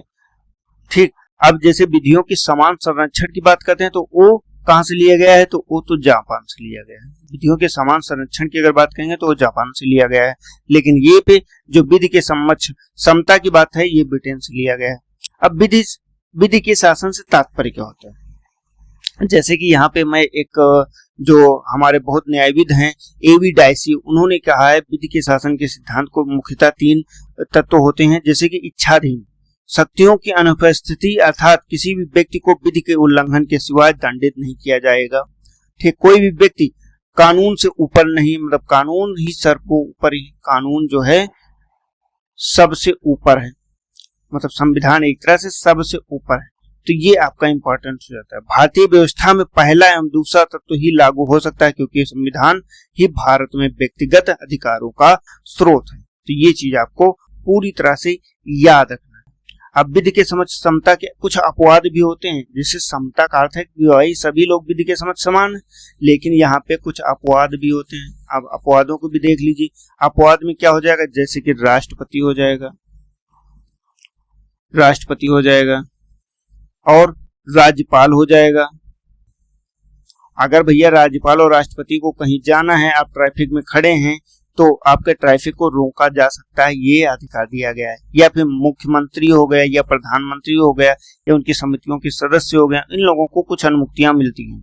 जैसे विदेशी संप्रभु शासक हैं, जैसे राजदूत हो गए, कूटनीतिक व्यक्ति हो गए, दीवानी या फौजदारी के मुकदमे नहीं होंगे या उनसे मुक्त होंगे। तो ये कहां से आया? तो ये वियना कन्वेंशन से आया था।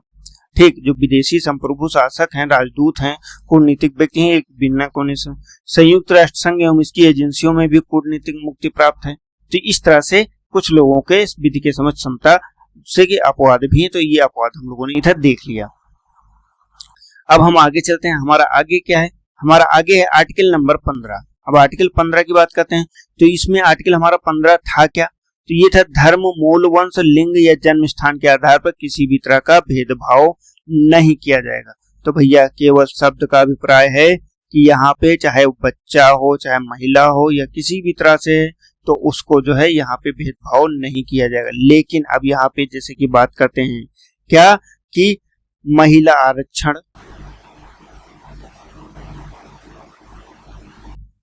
महिला आरक्षण व भी निःशुल्क शिक्षा, ये दोनों चीजें जो है इसी के अंतर्गत आती हैं, आर्टिकल 15 के अंतर्गत। जैसे कि राज्य बच्चों एवं महिलाओं के लिए विशेष व्यवस्था कर सकता है। ठीक, अब राज्य सामाजिक एवं शैक्षणिक रूप से पिछड़े ओबीसी हुआ, एससी हुआ या एसटी हुआ, विकास के लिए विशेष उपबंध भी कर सकता है। यह अनुच्छेद 15(4) के अंतर्गत राज्य सामाजिक एवं शैक्षणिक रूप से पिछड़े ओबीसी, एससी या एसटी वर्ग के लिए किसी भी प्रकार का शैक्षणिक संस्थानों में आरक्षण की व्यवस्था कर सकता है।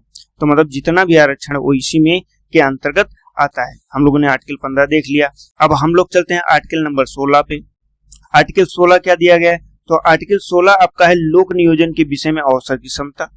मतलब जो नियोजन है, नियोजन में क्या होगा? सभी को समान अवसर दिया जाएगा। तो ये भी आपका इंपॉर्टेंट हो जाता है। हम लोगों ने ये भी देख लिया, समान अवसर हो जाएगा सभी को। अब चलते हैं आर्टिकल नंबर 17 पे। आर्टिकल 17 क्या दिया गया? ये अस्पृश्यता का अंतर्गत है। मतलब अस्पृश्यता को जो है कानूनी रूप से बंद करता है, मतलब जिसको बोलते हैं हम लोग गांव में छुआछूत, छुआछूत को पूरी तरह से रोकता है। इसके संदर्भ में 1976 के अंतर्गत एक अस्पृश्यता अपराध अधिनियम बनाया गया। क्या बनाया गया? 1976 में अस्पृश्यता अपराध अधिनियम। अधिनियम बनाया गया। 1955 में मूलभूत संशोधन किया गया और इसको नया नाम दिया गया नागरिक अधिकारों की रक्षा अधिनियम 1955, मतलब ये किया गया है। ठीक, अस्पृश्यता शब्द को ना तो संविधान ने और ना ही अधिनियम में परिभाषित किया गया, मतलब अस्पृश्यता शब्द को कहीं भी परिभाषित नहीं किया गया, लेकिन सामान्य अर्थों में हम लोग क्या देखते हैं कि ये छुआछूत से संबंधित है। ठीक है, हम लोगों ने आर्टिकल 17 देख लिया। अब हम लोग देखते हैं आर्टिकल नंबर 18, और ये देखने के बाद हमारे समता के अधिकार समाप्त हो जाएंगे। इसमें क्या है, जितनी भी तरह की उपाधियां हैं, उन सभी को भैया खत्म कर दिया गया, किसी भी तरह की उपाधि को नहीं रखा गया। ठीक, अब जैसे कि राज्य, अब इसमें कुछ अपवाद भी, अपवाद क्या है, राज्य हो गया, जो सेना होती है, सेना या विद्या संबंधी जो सम्मान दिया जाता है उनको व्यक्ति धारण कर सकता है। और साथ ही में यहाँ पे एक चीज और है कि जैसे कि क्या था कि भारत रत्न, पद्म भूषण, पद्म विभूषण या पद्मश्री जो थे, पुरस्कार थे, इनको उच्चतम न्यायालय ने क्या कहा, बालाजी राघवन मामले में क्या 1996 में, मैं यहाँ पे वर्णित कर देता हूँ, 1996 में सुप्रीम कोर्ट का एक वाद है, बालाजी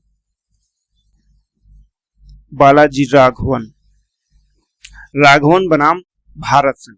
ये इस वाद में क्या कहा गया कि भारत रत्न, पद्म भूषण, पद्म विभूषण या पद्मश्री जो है ये पुरस्कार हैं, ये अनुच्छेद 18 का उल्लंघन नहीं है, बस शर्ते कि व्यक्ति इसका प्रयोग अपने नाम के साथ नहीं कर सकता। अगर कोई व्यक्ति भारत रत्न पाता है तो ये नहीं होगा कि उसका नाम भारत रत्न एक्स कर दिया जाए, बस उस क्या होगा, ये एक पुरस्कार है, ये एक सम्मान है। अब जैसे इन सभी तरह के सम्मानों की शुरुआत कब हुई थी, तो इसकी स्थापना 1954 में हुई थी। हाँ, बीच में 1977 में जो मोरारजी देसाई सरकार थी, जनता पार्टी जिसे चला रही थी, उसमें इस पे रोक लगा दिया गया था, लेकिन 1980 से इसे इंदिरा गांधी सरकार ने फिर से लागू कर दिया था। तो ये भी चीज इंपॉर्टेंट हो जाती है। हम चलते हैं, देखते हैं आगे। तो आगे हमारा दिया गया आर्टिकल नंबर 19। हम लोग 19 की चर्चा करते हैं। इसमें जैसे 6 तरह के आपको दिए गए हैं, 6 की हमने बात किया। पहला क्या था, वाक्य में व्यक्ति की स्वतंत्रता, सम्मेलन की स्वतंत्रता, संघ की और संचरण, निवास, वृत्ति, ये सभी इसमें शामिल था। अब जैसे इसमें टोटल जैसे 7 अधिकार थे, लेकिन इसमें जैसे 7वां क्या था, संपत्ति को खरीदने, अधिग्रहण करने या बेच देने का अधिकार था। इसको भी 44वां संविधान संशोधन 1978 है, उसके तहत इसको कहाँ समाप्त कर दिया गया। तो 7वां इसमें समाप्त करके इसमें टोटल 6 ही रखे गए हैं, जो कि हमने अभी लास्ट पेज पे देख चुके हैं। ठीक, तो ये भी आपको याद रखना। हम लोग चलते हैं अब आगे अपने अगले आर्टिकल में। अब जैसे यहाँ पे प्रेस वगैरह की स्वतंत्रता आर्टिकल 19 में दिया गया। 20 की बात करते हैं तो 20 क्या दिया गया, अपराध से दोष सिद्धि। मतलब अगर इस संबंध में टोटल 3 विधियां हैं, अगर कोई कानून पहले से प्रभाव में नहीं है तो आपका क्या है, उसके लिए सजा नहीं दी जाएगी। किसी व्यक्ति को एक बार से अधिक बार सजा नहीं दी जाएगी, और अगर आपको किसी अपराध या फिर किसी आशंका में अगर आपको गिरफ्तार किया जाता है तो आपको 2 माह से ज्यादा, मतलब 3 माह से ज्यादा आपको हिरासत में नहीं रखा जा सकता या फिर निरुद्ध नहीं किया जा सकता। ये चीज आपको यहाँ पे याद रखना है। कितने दिन के लिए, तो आपको ये टोटल आपको याद रखना है कि कितने दिन के लिए जो है आपको निरुद्ध नहीं किया जा सकता है। ठीक है दोस्तों, अब हम जैसे चलते हैं आगे, देखते हैं हमारा आगे क्या है। आगे हमारा आर्टिकल नंबर आ जाता है 21, और 21 में भी काफी सारी चीजें इंपॉर्टेंट हैं, और 21 को भी हम पूरी तरह से देखेंगे। हमारा आगे नंबर आता है आर्टिकल नंबर 21। ठीक, देखिए आर्टिकल नंबर 21 है, लेकिन आर्टिकल नंबर 21 के अंतर्गत हम लोग चलते हैं, लेकिन उसके पहले यहाँ पे कुछ मूल अधिकार हैं, हम उनको भी देखेंगे। आर्टिकल नंबर 21 जो अनुच्छेद 21 है, इसके अंतर्गत कुछ अधिकार दिए गए हैं। अच्छा, ये होता क्या है, आर्टिकल नंबर जो 21 है इसका अर्थ होता है प्राण एवं दैहिक स्वतंत्रता होती है। मतलब आपको अपने प्राणों की रक्षा करने के लिए एवं अपने जीवन के लिए दैहिक स्वतंत्रता से संबंधित कुछ जो है दिए गए। इसमें उच्चतम न्यायालय ने मेनका गांधी बनाम भारत संघ मामला जो था, इसमें मेनका गांधी मामले में क्या किया गया, कुछ अधिकार प्रदान किए गए। अब उन अधिकारों को यहाँ पे हम देख ले रहे हैं। जैसे पहला क्या है, मानवीय प्रतिष्ठा के साथ जीने का अधिकार हो गया। स्वच्छ पर्यावरण का अधिकार हो गया, ये सभी अनुच्छेद 21 के अंतर्गत अनिवार्य हैं। इनको जो है कभी भी सरकार छीन नहीं सकती। प्रदूषण रहित जल, वायु में जीने का अधिकार हो गया, हानिकारक उद्योगों के विरुद्ध सुरक्षा हो गया, जीवन रक्षा का अधिकार हो गया, निजता का अधिकार हो गया, आश्रय का अधिकार हो गया, स्वास्थ्य का अधिकार हो गया, 14 वर्ष की उम्र तक निःशुल्क शिक्षा का अधिकार, ठीक 14 वर्ष तक की बात कर रहा है, निःशुल्क कानूनी सहायता का अधिकार हो गया, अकेले कारावास में बंद होने के विरुद्ध अधिकार हो गया, मतलब अकेले आप किसी को कारावास में बंद नहीं कर सकते। त्वरित सुनवाई का अधिकार हो गया, हथकड़ी लगाने के विरुद्ध अधिकार हो गया, मतलब आप उसकी इच्छा के बिना हथकड़ी नहीं लगा सकते, अगर जब तक कि उसके भाग जाने की आशंका ना हो। अमानवीय व्यवहार के विरुद्ध अधिकार हो गया, ठीक। वहीं पे देर से फांसी देने के विरुद्ध भी अधिकार है कि आप अगर किसी को फांसी की सजा हुई है तो आप उसमें देर नहीं कर सकते, लेट लपेटी नहीं कर सकते। विदेश यात्रा का अधिकार दिया गया, बंधुआ मजदूरी करने के विरुद्ध अधिकार दिया गया, हिरासत में शोषण के विरुद्ध अधिकार दिया गया है, आपातकालीन चिकित्सा सुविधा का अधिकार है, सरकारी अस्पतालों में समय पर उचित इलाज का अधिकार है, राज्य के बाहर न जाने का अधिकार है, निष्पक्ष सुनवाई का भी अधिकार है, कैदी के लिए जीवन की आवश्यकताओं के लिए अधिकार है, महिलाओं के साथ आदर सम्मान पूर्वक व्यवहार करने का अधिकार है, सार्वजनिक फांसी के विरुद्ध अधिकार है, सुनवाई का अधिकार है, सूचना का अधिकार है, प्रतिष्ठा का अधिकार है, दोष सिद्ध वाले न्याय आदेश की अपील करने का अधिकार, सामाजिक सुरक्षा परिवार का संरक्षण करने का अधिकार है, सामाजिक एवं आर्थिक न्याय एवं सशक्तिकरण का अधिकार है, बार केटर्स के विरुद्ध अधिकार है, जीवन बीमा पॉलिसी का विनियोग का अधिकार है, शयन का अधिकार मतलब सोने का अधिकार है। अगर कोई व्यक्ति सो रहा है तो आप उसे जगा नहीं सकते, वो कहीं पे भी सो रहा हो, सोने का अधिकार है, शोर प्रदूषण से मुक्त का अधिकार है, विद्युत या बिजली का अधिकार है। वहीं पे एक अधिकार और इसमें शामिल किया गया है, वो है निजता का अधिकार,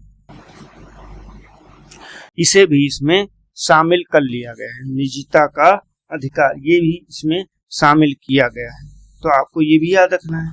तो टोटल कितने हैं, और यहीं पे एक चीज और है, जैसे इसमें क्या है, धारणीय विकास का भी अधिकार है, और इसके साथ में क्या है, अवसर का भी अधिकार है। तो ये सारी चीजें हम लोगों ने इसमें देखी हैं और इसमें बात की हैं, तो इस तरह से ये भी चीजें हमारे लिए इंपॉर्टेंट हो जाती हैं। अब जैसे यहीं पे एक चीज और है, हम लोग यहीं पे डिस्कस कर ले रहे हैं कि आखिर जो है मूल अधिकार, कौन से ऐसे मूल अधिकार हैं जो नागरिकों को प्राप्त हैं, कौन से अधिकार ऐसे हैं जो नागरिकों को मतलब विदेशियों को नहीं प्राप्त हैं। जैसे कि केवल नागरिकों को प्राप्त मूल अधिकार जो विदेशियों को प्राप्त नहीं, ये अधिकार इतने जो हैं ये विदेशियों को अधिकार प्राप्त नहीं है। वहीं पे नागरिकों एवं विदेशियों को प्राप्त मूल अधिकार शत्रु देश के लोगों को छोड़कर, जैसे कि केवल धर्म, मूल वंश, जाति, लिंग, जन्म स्थान के आधार पर विभेद का जो प्रतिषेध है, ये अनुच्छेद 15 ये सिर्फ भारतीयों को प्राप्त है। लोक नियोजन के विषय में अवसर की समता अनुच्छेद 16 ये सिर्फ भारतीयों को प्राप्त है। विचार अभिव्यक्ति शांतिपूर्ण सम्मेलन निर्बाध अनुच्छेद 19 जो है ये भारतीयों को प्राप्त है। अल्पसंख्यकों को शिक्षा संबंधी, संस्कृति संबंधी जो आरक्षण दिया गया ये अनुच्छेद 29 ये भी सिर्फ भारतीयों को प्राप्त है। अल्पसंख्यकों को अपने धर्म प्रसार हेतु शिक्षण संस्थाओं की स्थापना का अधिकार अनुच्छेद 30 ये भी सिर्फ भारतीय नागरिकों को ही प्राप्त है। अब बात करते हैं सिर्फ विदेशी और भारतीय दोनों को प्राप्त। विधि के समक्ष समता एवं विधियों को समान संरक्षण अनुच्छेद 14 ये दोनों को प्राप्त है। अपराधों के लिए दोष सिद्ध के संबंध में संरक्षण ये सिर्फ दोनों को प्राप्त है। और प्राण एवं दैहिक स्वतंत्रता आर्टिकल 21 ये भी दोनों को प्राप्त है। वहीं प्रारंभिक शिक्षा का अधिकार अनुच्छेद 21 का ये भी सिर्फ भारतीयों को ही मतलब दोनों लोगों को प्राप्त है। और कुछ मामलों में हिरासत या नजरबंदी अनुच्छेद 22 ये भी सभी लोगों को प्राप्त है। वहीं पे बलात्कार, श्रम एवं अवैध मानव व्यापार के विरुद्ध प्रतिषेध अनुच्छेद 23 ये भी दोनों व्यक्तियों को प्राप्त है। कारखाना आदि बच्चों में नियोजन का प्रतिषेध अनुच्छेद 24 ये भी दोनों को प्राप्त है। धर्म के अभिवृद्धि के लिए प्रयास करने का स्वतंत्रता जो है अनुच्छेद 25 ये भी दोनों लोगों को प्राप्त है। धार्मिक संस्थाओं में संचालन एवं स्वतंत्रता अनुच्छेद 26 ये भी भारतीय एवं विदेशी दोनों व्यक्तियों को प्राप्त है। किसी धर्म को प्रोत्साहित करने हेतु कर से छूट अनुच्छेद 27 ये भी दोनों व्यक्तियों को प्राप्त है। कुछ विशिष्ट संस्थाओं में धार्मिक आदेशों को जारी करने की स्वतंत्रता दी गई ये भी अनुच्छेद 28 दोनों व्यक्तियों को ही प्राप्त है। तो ठीक है दोस्तों, यहाँ पे हम लोगों ने इतनी सारी चीजें देख ली हैं।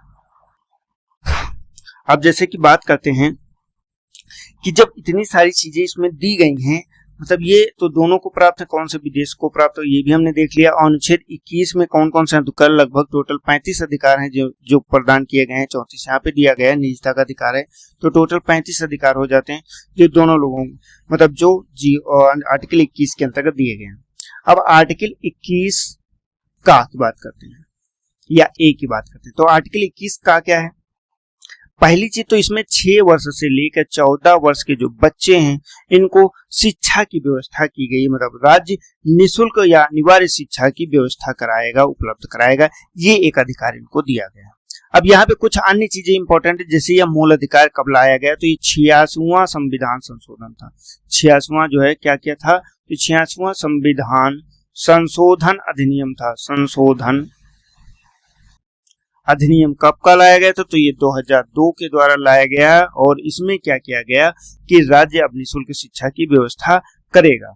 और इसी का अनुसरण करते हुए कि क्या किया गया, शिक्षा का अधिकार, इसी के अंतर्गत क्या लाया गया, तो शिक्षा का अधिकार कानून लाया गया। शिक्षा का अधिकार कानून ये 2009 में लाया गया। इसी को फॉलो करते हुए इस कानून को लाया गया और अधिनियमित किया गया। और साथ ही में जैसे कि बात करते हैं, जो 86वां संविधान संशोधन था, इसमें शिक्षा से संबंधित ही सारी चीजें, लेकिन चेंज कहाँ कहाँ पे हुई थी, तो एक तो 21 में किया गया था जो कि मूल अधिकार में जो हम लोग यहाँ पे पढ़ रहे हैं, और एक आर्टिकल कितना था, तो एक आर्टिकल था 45 नंबर जो डीपीएसपी में भी है, और एक था 51 का के अंतर्गत 11वां जोड़ा गया था किसमें, तो 51 का जो मूल कर्तव्य है उसके अंतर्गत भी जो है इसमें एक संशोधन किया गया था। तो ये 3 तरह के संशोधन इसमें किए गए थे, तीनों में शिक्षा का ही जो है किया गया था। इसमें प्रतिपाल को शिक्षा दिलाने का अधिकार दिया गया था कि मतलब कर्तव्य है प्रतिपाल को कि मतलब जो गार्जियन है वो शिक्षा के लिए व्यवस्था करेगा। यहाँ पे राज्य है जो 6 से 14 वर्ष या जो है सभी 14 वर्ष तक का जब तक बच्चा नहीं हो जाता उसकी शिक्षा की व्यवस्था करेगा, और इसमें भी 14 वर्ष तक की शिक्षा का व्यवस्था किया गया। अब हम लोग आगे बढ़ते हैं और देखते हैं हम अपना अगला अनुच्छेद। अगला हमारा अनुच्छेद हो जाएगा 22 नंबर। क्या, तो 22 नंबर ये क्या है, निरोध एवं गिरफ्तारी से संरक्षण के बारे में बात करता है। कितना क्या किसके बारे में, तो निरोध व गिरफ्तारी, गिरफ्तारी से संरक्षण की बात करता है। अब जैसे कि क्या है हिरासत, जैसे कि जो गिरफ्तारी होती है तो पूर्णतः 2 तरह की होती है। एक होती है जो शंका के आधार पर होती है, दंड विषय के कठोर या फिर निवारक होती है। मतलब एक होता है जब आपका जुर्म शामिल हो जाता है तो इसको कठोर बोलते हैं या दंड विषय बोलते हैं, और इसको बोलते हैं निवारक। ये सिर्फ शक के आधार पर होती है। निवारक क्या है, शक के आधार पर होती है। जो कठोर होती है, दंड विषयक होती है, ये अपराध के लिए जो है आपको सुधारने के लिए दोषी ठहराने जाने के बाद में, कठोर वाली जो है दोषी जब व्यक्ति ठहराया जाता है दोषी को दिया जाता है हमेशा। तो ये चीज आपको याद रखना। जिससे कि अनुच्छेद 2 के भाग भी 2 हैं। जैसे कि एक क्या है जिसे साधारण कानून के तहत गिरफ्तार किया गया हो, एक है जिसे जो है शक के आधार पर गिरफ्तार किया गया हो। अब जैसे हिरासत जो है 3 माह से ज्यादा, जो शक के आधार पे हम लोगों ने अभी देखा कि 3 मंथ से ज्यादा जो है इसको लागू नहीं किया जा सकता, बढ़ाया नहीं जा सकता, ठीक है। लेकिन बढ़ाए जाने के पीछे के सलाहकार बोर्ड होता है, उसके बाद ही बढ़ाया जा सकता है जब इसका कारण बताया जाता है। लेकिन हाँ, इसमें किसी को भी व्यक्ति को क्या है अपनी सूचना गिरफ्तार क्यों किया गया और विधि व्यवसायी मतलब वकील से संपर्क करने के लिए और दंडाधिकारी मजिस्ट्रेट के सामने 24 घंटे में उपस्थित होने के लिए सभी अधिकार दिए जाते हैं, ठीक है। हाँ, ये अधिकार इनको नहीं प्राप्त होते, लेकिन जो दोषी व्यक्ति गिरफ्तार होता है इन सभी को ये अधिकार प्राप्त होते हैं, ठीक है। तो ये आपको याद रखना। हाँ, इसमें 2 माह का एक संशोधन किया गया था, लेकिन वो अभी लागू नहीं हुआ। लेकिन अगर कोई ये कहता है कि 2 माह का संशोधन लागू हो चुका तो अभी लागू नहीं हुआ है। हाँ, संशोधित जोर किया गया था कि इसकी जो समय सीमा होगी ये 2 माह के लिए होगी।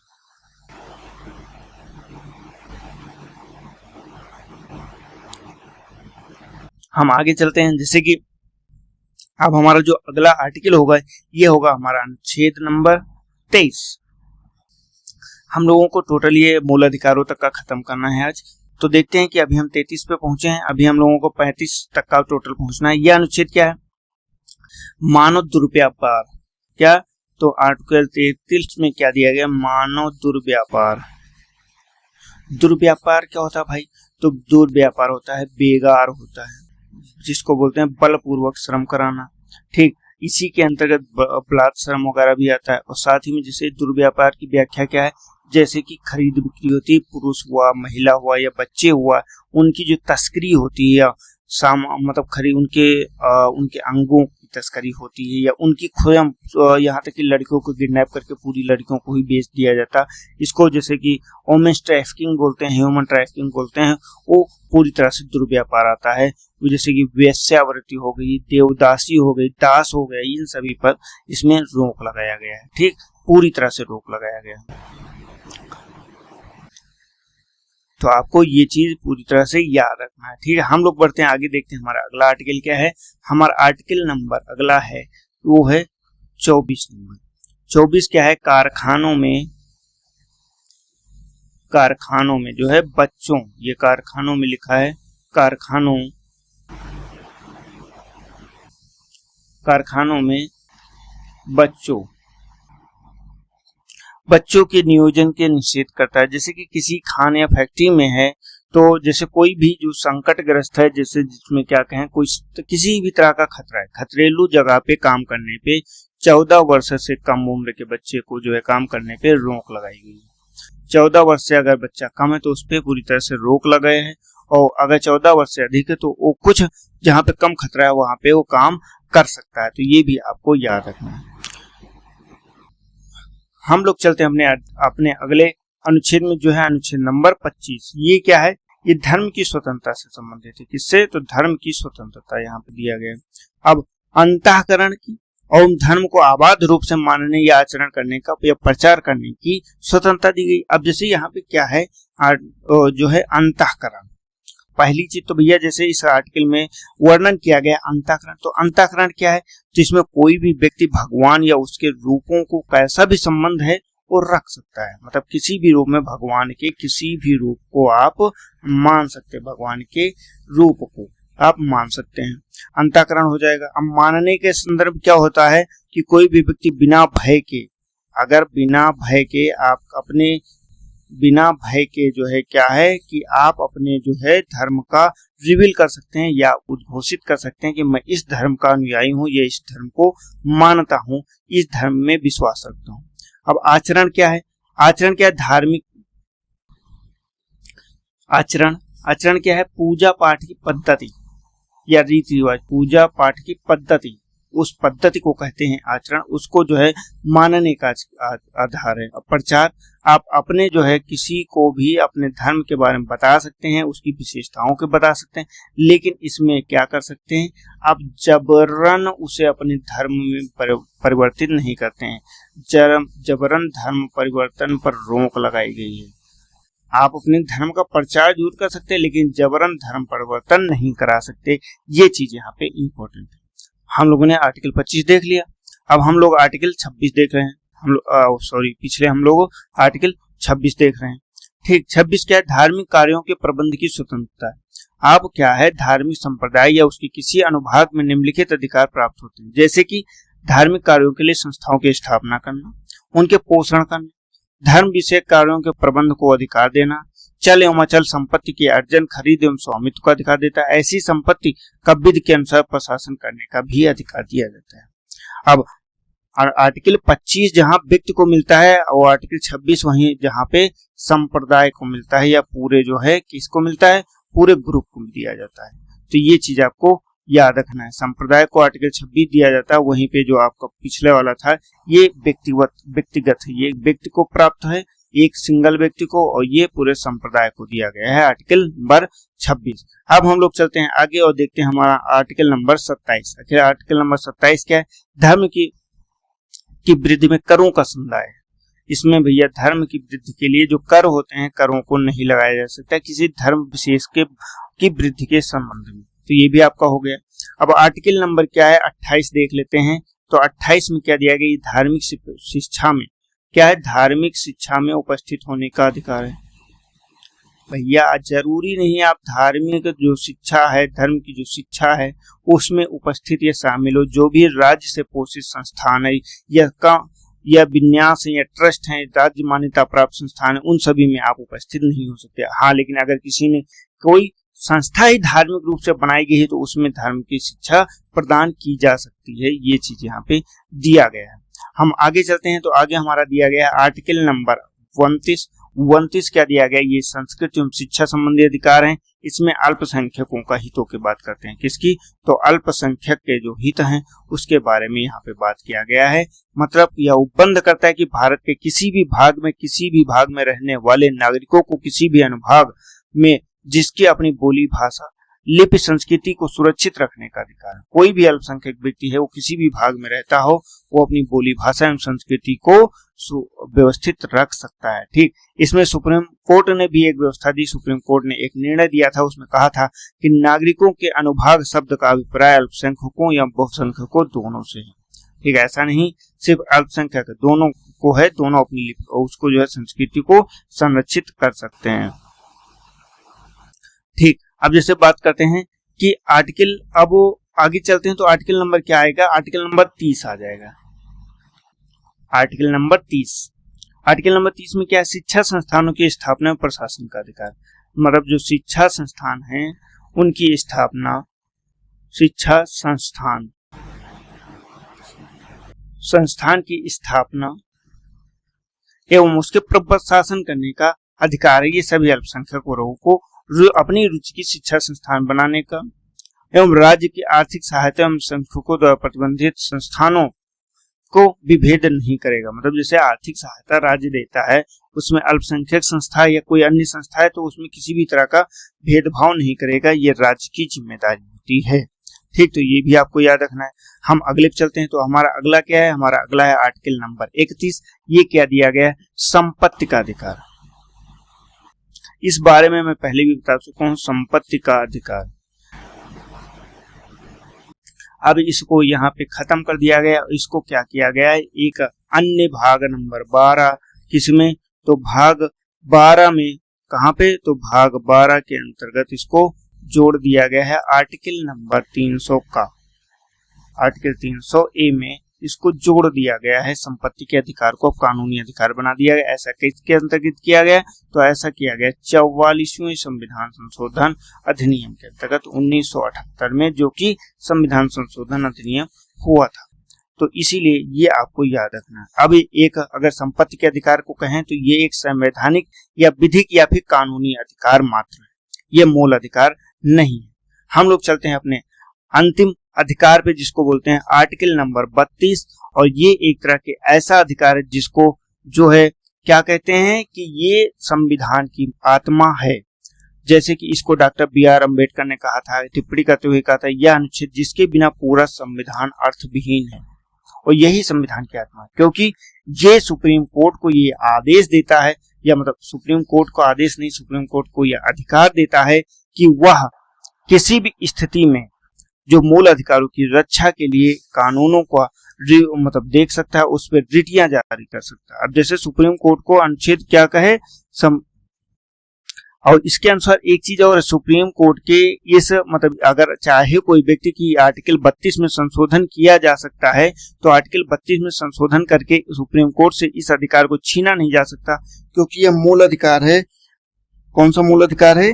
कि आपका कोर्ट में जाने का अधिकार, क्योंकि सभी मूल अधिकार वादियों के। इस पे रिटियां जारी होती हैं। रिटियां 5 तरह की होती हैं और पांचों रिटियां भी हम यहाँ पे देख लेंगे, लेकिन वहां पे जैसे कि आर्टिकल 32 में के तहत सुप्रीम कोर्ट होता है, वहीं पे हाई कोर्ट की बात करते हैं तो हाई कोर्ट को रिट जारी करने की शक्ति किसके? तो 226 के अंतर्गत मिलती है। मतलब वो भी रिट जारी कर सकती है, लेकिन हाई कोर्ट के पास अधिक शक्ति होती है रिट जारी करने के मामले में, लेकिन सुप्रीम कोर्ट को कम शक्ति मिलती है।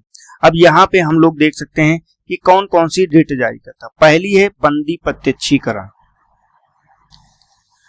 बंदी प्रत्यक्षीकरण, इसको इंग्लिश में बोलते हैं हैबियस कॉर्पस।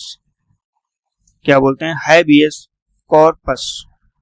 ठीक, ये बोलते हैं। अब इसमें होता क्या है? इसका शाब्दिक अर्थ होता है कि शरीर प्रस्तुत करो भाई, जो भी बंदी है उसको शरीर के साथ में प्रस्तुत को। अगर किसी व्यक्ति को जबरन अगर गिरफ्तार कर लिया गया या बंद करके रखा गया, तब उस स्थिति में इस रिट को जारी करता है कि बंदी को प्रत्यक्षित करो, वो है या जिंदा है या नहीं, इस चीज को दिखाओ। ठीक, ये हो जाता है। 2 नंबर पे चलते हैं तो दूसरे पे जारी करता है प्रतिषेध। मतलब क्या होता है इसका? इसकी इंग्लिश क्या हो जाएगी? तो प्रोहिबिशन होती है, प्रोहिबिशन। ठीक, इसका अर्थ क्या होता है? रोकना। इसका शाब्दिक अर्थ होता है रोकना। जब कोई न्यायिक संस्था अपने अधिकार क्षेत्र से बाहर जाकर कार्य करता है तो उस स्थिति में जो है क्या किया जाता है, इसको रोकने के लिए जारी किया जाता है। अब 3 नंबर की रिट को बात करते हैं तो इसमें को होता है परमादेश। परमादेश का मतलब सबसे परम आदेश होता है। इंग्लिश में इसको क्या बोलते हैं, मैंडमस बोलते हैं, मैंडोमस, तो मैंडमस बोलते हैं। अब मतलब अर्थात हम आदेश देते हैं कि इसे सार्वजनिक, मतलब जो भी अधिकारी है, सार्वजनिक अधिकारी है, उसको ऊपर ये आदेश को जारी किया जाता है कि आप ऐसा काम कीजिए। 4 नंबर पे चलते हैं तो इसको क्या बोलते हैं, तो इसको उत्प्रेषण बोलते हैं, उत्प्रेषण बोलते हैं। उत्प्रेषण का अर्थ क्या होता है, सर्टिफाई, ARI। ठीक, अब इसमें क्या होता है, प्रमाणित होना या सूचना देना। उच्च न्यायालय अधीनस्थ न्यायालयों को जारी करता है कि आप जो है इसको ऊपर भेजिए। ठीक, आगे चलते हैं। आगे क्या है 5 नंबर, जिसको बोलते हैं अधिकार परीक्षा। अधिकार परीक्षा, अब अधिकार परीक्षा किसको बोलते हैं, क्यों वारंटो, क्यों वारंटो। अब इसके अंतर्गत क्या होता है, प्राधिकृत या वारंट के द्वारा, मतलब आप बताइए कि आप इस जो है दावे की जांच की जाती है कि आपको यह अधिकार कहां से मिला। ठीक, तो उसकी जांच यहाँ पे की जाती है। तो ये चीज हम लोगों ने यहाँ पे देख लिया। हमारे मूल अधिकार जैसे यहाँ पे थे।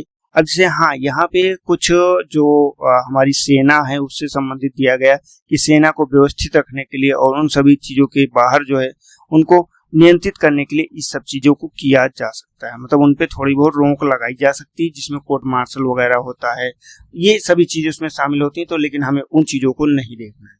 तो हमारा मूल अधिकार का ये टॉपिक कंप्लीट होता है। अब जैसे कि इसमें एक बार हम फिर से नजर डाल लेंगे सभी अनुच्छेदों पे, और इस अनुच्छेदों को पे नजर डालने के बाद में हम बात करते हैं। पहला क्या है, 12 नंबर राज्य की परिभाषा। 13 नंबर अनुच्छेद कानून जो मूल अधिकारों से प्रत्यसंगत है, प्रतिष्ठापूर्ण है।